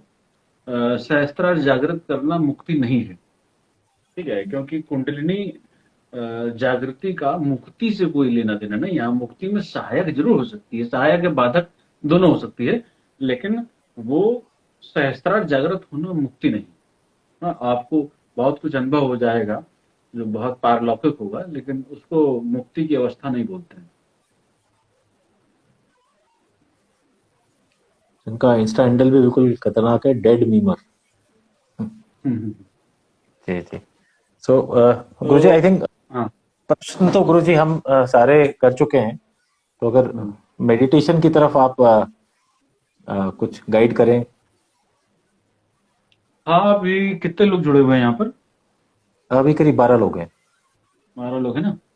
तो अगर आप लोग मेडिटेशन करने में इच्छुक हों तो आप, क्योंकि ऑनलाइन कोई बहुत ज़्यादा तो हम लोग नहीं करा सकते, लेकिन फिर भी मैं कुछ आपको एक विधि बताता हूँ, जिस विधि को आप नॉर्मली अपने लाइफ में प्रयोग कर सकते हैं। और उसमें अ, जो मेरे शिष्य जुड़े होंगे वो तो जानते ही हैं इस चीज़ को, लेकिन जो डिसाइपल नहीं है, मेरे शिष्य नहीं है, वो इसको इस तरीके से करें कि जैसे मान लीजिए जब भी आप मेडिटेशन करना शुरू करें तो जो भी आपके गुरु हों, ठीक है, उनको पहले एक बार याद कर लीजिए, ठीक है। और अगर लेट के कर रहे हो तो लेट जाएं, अगर बैठ के कर रहे हो तो एकदम कमर सीधी करके 90 डिग्री एंगल पे बैठ जाएं, और अपना जो राइट हैंड है अपने हार्ट पे रखें, ठीक। और यहाँ पे हार्ट पे रखने के बाद इसको मैकेनिकल ना करें, बिल्कुल भी मैकेनिकल ना हो, बहुत इमोशनल हो, बहुत ज्यादा फील से हो, अंदर से हो, आत्मा से हो, भावना से हो। और ऐसे हाथ रख के अपने हार्ट सेंटर पे, अपने हार्ट पे, और आंख बंद करके पहले ईश्वर को, अपने गुरु को याद करें, बहुत इंटेंसली, बहुत अंदर से याद करें। और जिनके गुरु ना हो वो मुझे गुरु रूप में स्वीकार करते हुए, मेरी छवि को ध्यान में रखते हुए अ, मुझसे प्रार्थना करें, और या अपने गुरु से प्रार्थना करें कि मैं अपना नाम लेके, जैसे हिमांशु, मैं हिमांशु मिश, और मैं गुरुदेव, मैं आपसे प्रार्थना करता हूँ कि मुझे ध्यान के बहुत सुनहरे अनुभवों में ले जाएं, मुझे इस जगत से काट के कुछ अतीन्द्रिय अनुभव कराएं, और आंख बंद करके अपने हृदय पर ये भाव करें कि वो जो चेतना है गुरु की आपकी, वो हृदय स्थान पर आपके कुछ न कुछ वहां पे हलचल कर रही है, कुछ आशीर्वाद दे रही है, या स्वयं विराजमान हो गई है। ऐसे धीरे, बहुत गहरे अंदर से अपने आप को भावना दे करिए कि आपके हृदय स्थान पर आपके गुरुदेव आपके संग हैं, आपके साथ हैं, उनकी ऊर्जा आपके साथ है, वो समक्ष भी हैं और आपके भीतर भी विराजमान हैं। ऐसे आप जब उनको इमोशनली कनेक्ट जब करेंगे, भाव से कनेक्ट करेंगे, तो निश्चित रूप से आप उनका आभास वहाँ हृदय स्थान पर कर पाएंगे। और जब उसको आप हल्का सा महसूस करने लगें, तो वहां पर ही उनसे ही प्रार्थना करें, हे गुरुदेव, मुझे ध्यान में ले जाने के लिए कुछ ऐसी अवस्था में पहुंचाएं कि जहां पर मैं इस जगत से कट जाऊं। ये बहुत एक छोटी सी प्रोसेस है, 5 मिनट 10 मिनट अगर आप इसको डेली करना शुरू कर दें, तो ऑटोमेटिकली आपके भीतर से बहुत कुछ रिलीज होना शुरू हो जाएगा। सांस एकदम हल्की हल्की चलते रहे और सारे तरफ से कट जाए। अपना पूरा कंसंट्रेशन आपके हार्ट पे, आपके हाथ के नीचे, उसको महसूस करें, उस एनर्जी को। तो आपको कुछ जैसे भारी सा, कुछ हल्का सा ठंडा, किसी को कुछ गर्म सा, गुनगुना सा, कुछ दबाव सा, कुछ तरंग सा, बहुत बारीक, जो फुल कॉन्सेंट्रेटेड होगा उसी को सुनाई देगा, या दिखाई देगा, या आभासित होगा,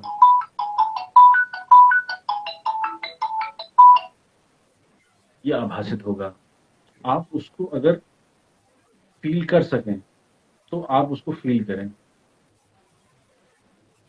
एक बार ये करके देखें।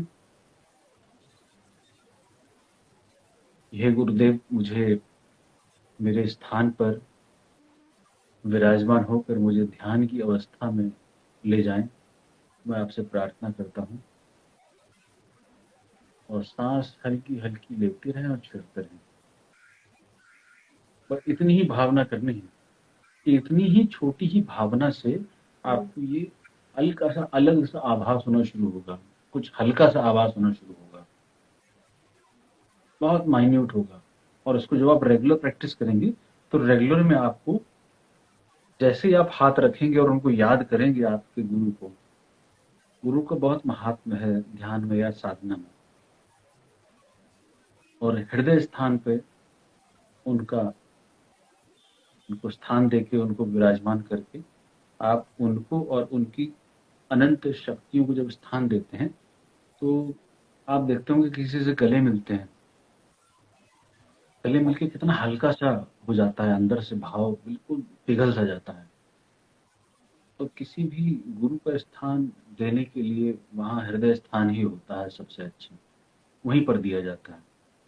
और धीरे धीरे धीरे धीरे भावना उनको देते रहें, और जो भी आपको आभास हो भीतर, चाहे शांति का हो चाहे कुछ भी हो, वो आप उसको महसूस करें। अब सेकंड स्टेज क्या करें, जब ये आप करें, अब क्या करें, हृदय स्थान पे हाथ रखते हुए ही अपने जितने भी मित्र हैं, अपने जितने भी जानकार हैं,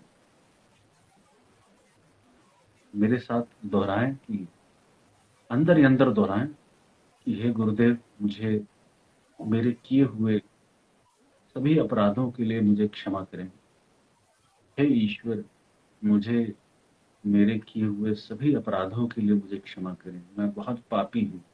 ये स्वयं से बोलें आप, भीतर ही भीतर बोलें, अपने आप से बोलें, क्योंकि कोई दूसरा तो सुन नहीं रहा है ना। आप स्वयं के साथ ईमानदार तो हो सकते हैं। किसी के सामने अगर झिझक है तो अपने सामने तो नहीं हो सकती। अपने सामने अपने साथ स्वयं से ही बोले, मैं बहुत पापी हूँ, मैंने बहुत गलत कार्य कर रहे हैं, मुझे उसके लिए क्षमा करें। मैंने बहुत असंख्य अनंत पाप किए हैं, जाने करके और अनजाने करके कैसे कैसे किए होंगे। कुछ प्रत्यक्ष कर दिए होंगे, कुछ सिर्फ विचार के तल पे रह गए होंगे। मुझे उन सब के लिए क्षमा करें। अपराध बोध से ग्रसित ना हो, बस सिर्फ क्षमा मांग लें।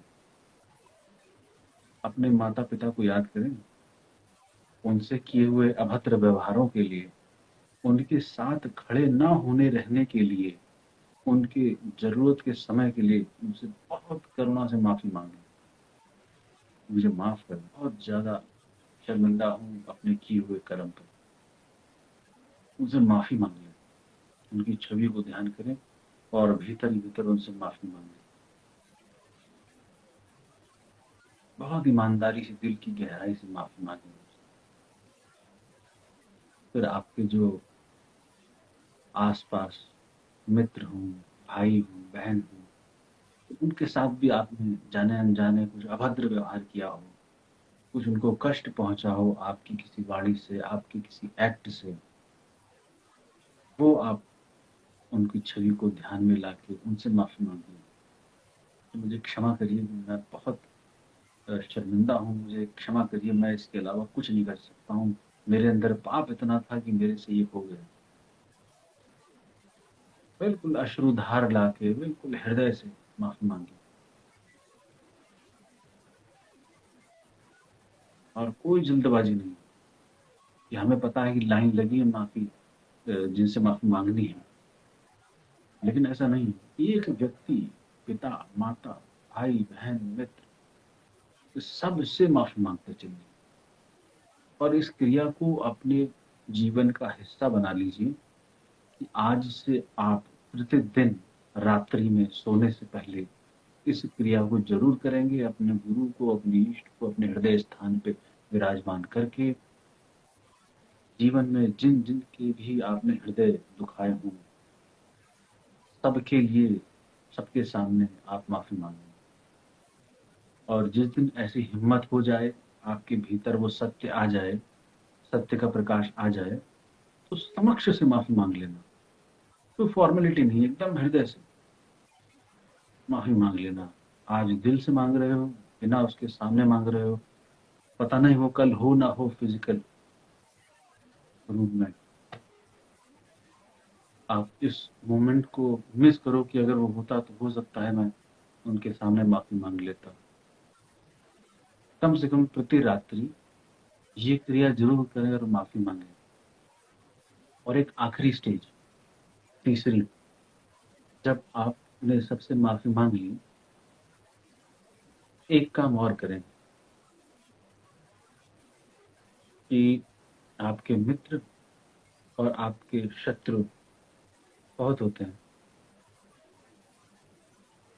और उन्होंने आपको बहुत कष्ट पहुंचाया होता है। तो अब ये करें, अपने हृदय पे ही हाथ रखे हुए जितने भी आपके मित्र और शत्रु हैं सबको माफ कर दीजिए। बहुत कुछ हमने अंदर बसा के रखा है ना, क्योंकि कष्ट पहुंचाया गया है हमें। आज मेरे कहने पे आज उन सबको माफ कर दीजिए। कुछ नहीं जाता, कुछ नहीं बदलेगा, लेकिन आपके भीतर आपकी आत्मा पे जो बोझ है वो निकल जाएगा। जिसने आपको रोका हुआ है, जो कोई आपके भीतर एक बड़ा सा रोग उत्पन्न कर रहा होगा छुपे छुपे, कभी बड़ा रूप लेके निकल के आएगा, आपको पता नहीं चलेगा कि आपके साथ क्यों हो रहा है। ये वो एनर्जी का बॉन्ड था जो आपने अंदर संभाल के रखा हुआ था, किसी भी रूप में निकल सकता है।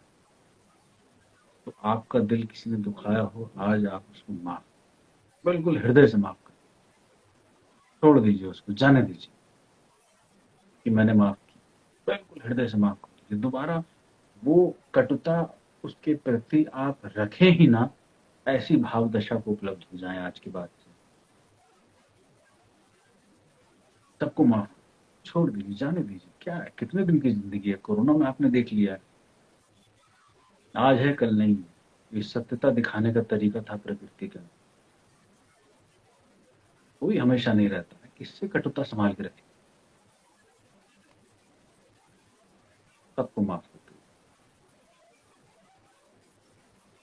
और बिल्कुल धीरे धीरे धीरे धीरे, चाहें तो आप आराम कर सकते हैं, इसी स्टेट में आप सो भी सकते हैं और विश्राम कर सकते हैं। चाहे इसी स्टेट में आप जो भी माफी मांगने का प्रोसेस में हो या क्षमा देने की प्रोसेस में हो, आप किसी प्रोसेस में आप उसको कंटिन्यू कर सकते हैं।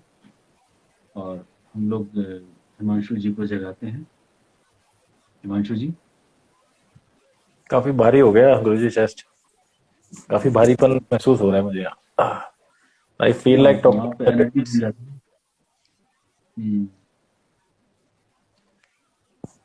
है। गुरुजी बहुत बहुत धन्यवाद आपका, मतलब एक गाइडेड मेडिटेशन कराने का। और आई थिंक आपके चैनल पे कई सारे ऐसे वीडियोस हैं ऑलरेडी जिसके ऊपर ये सारे मेडिटेशन और बहुत सारी क्रियाएं आपने बताई हुई हैं। और मैं सबसे कहूंगा कि एक बार आप गुरुजी का यूट्यूब चैनल जरूर देखिए, तारमिनी द मिस्टिक अघोरी। और बहुत सारे ज्ञानवर्धक और बहुत सारे आपको वीडियोस, काफी कुछ जानने को मिलेगा। और कोई भी कंसल्टेशन, कुछ ही किसी भी प्रकार का आपको गुरुजी से पूछना होगा, हम एक ट्राई करेंगे कुछ टाइम में एक सेशन और रखेंगे गुरुजी के साथ में, स्पेसिफिक किसी एक पर्टिकुलर टॉपिक के ऊपर रख सकते हैं। और आप लोग गुरुजी का इंस्टा पेज भी फॉलो कीजिए। और गुरुजी बहुत बहुत धन्यवाद आने के लिए, और हृदय से आपको अभिनंदन। और आपने इतना मुझे अच्छा ये आई अवसर थिंक, दिया। और ये आई थिंक पहला सेशन है जो देखिए ऑलमोस्ट 10 बज गया है, 2 घंटे चला है। और मुझे बिल्कुल समय का पता नहीं चला इसमें। तो मतलब मैं तो चाहता मुझे हूँ कि लगता इस है स्टेज में मैं, जो लोग जुड़े हैं उनको भी टाइम का पता नहीं चला होगा। नहीं गुरुजी बिल्कुल, मैंने बिल्कुल हृदय से, मतलब मेडिटेशन अगर आप करेंगे तो बिल्कुल बहुत अच्छा एक सेल्फ रिलेशन, बहुत अच्छी फीलिंग होती है। और बहुत धन्यवाद गुरुजी कराने के लिए। मैं ये क्रिया रोज करूंगा, रोज रात को मेडिटेशन में करूंगा ये। और थैंक यू सो मच गुरुजी आने के लिए। और सभी लोग जुड़ने के लिए आप सबका thank you. In the interest of time I think request है यहाँ पर, बट 10 बज गए हैं। So thank you so much. फिर आएंगे गुरुजी आपके साथ में। थैंक यू सो मच गुरुजी, आपका शुक्रिया आने के लिए, बहुत बहुत धन्यवाद। Thank you everyone for joining. Thank you.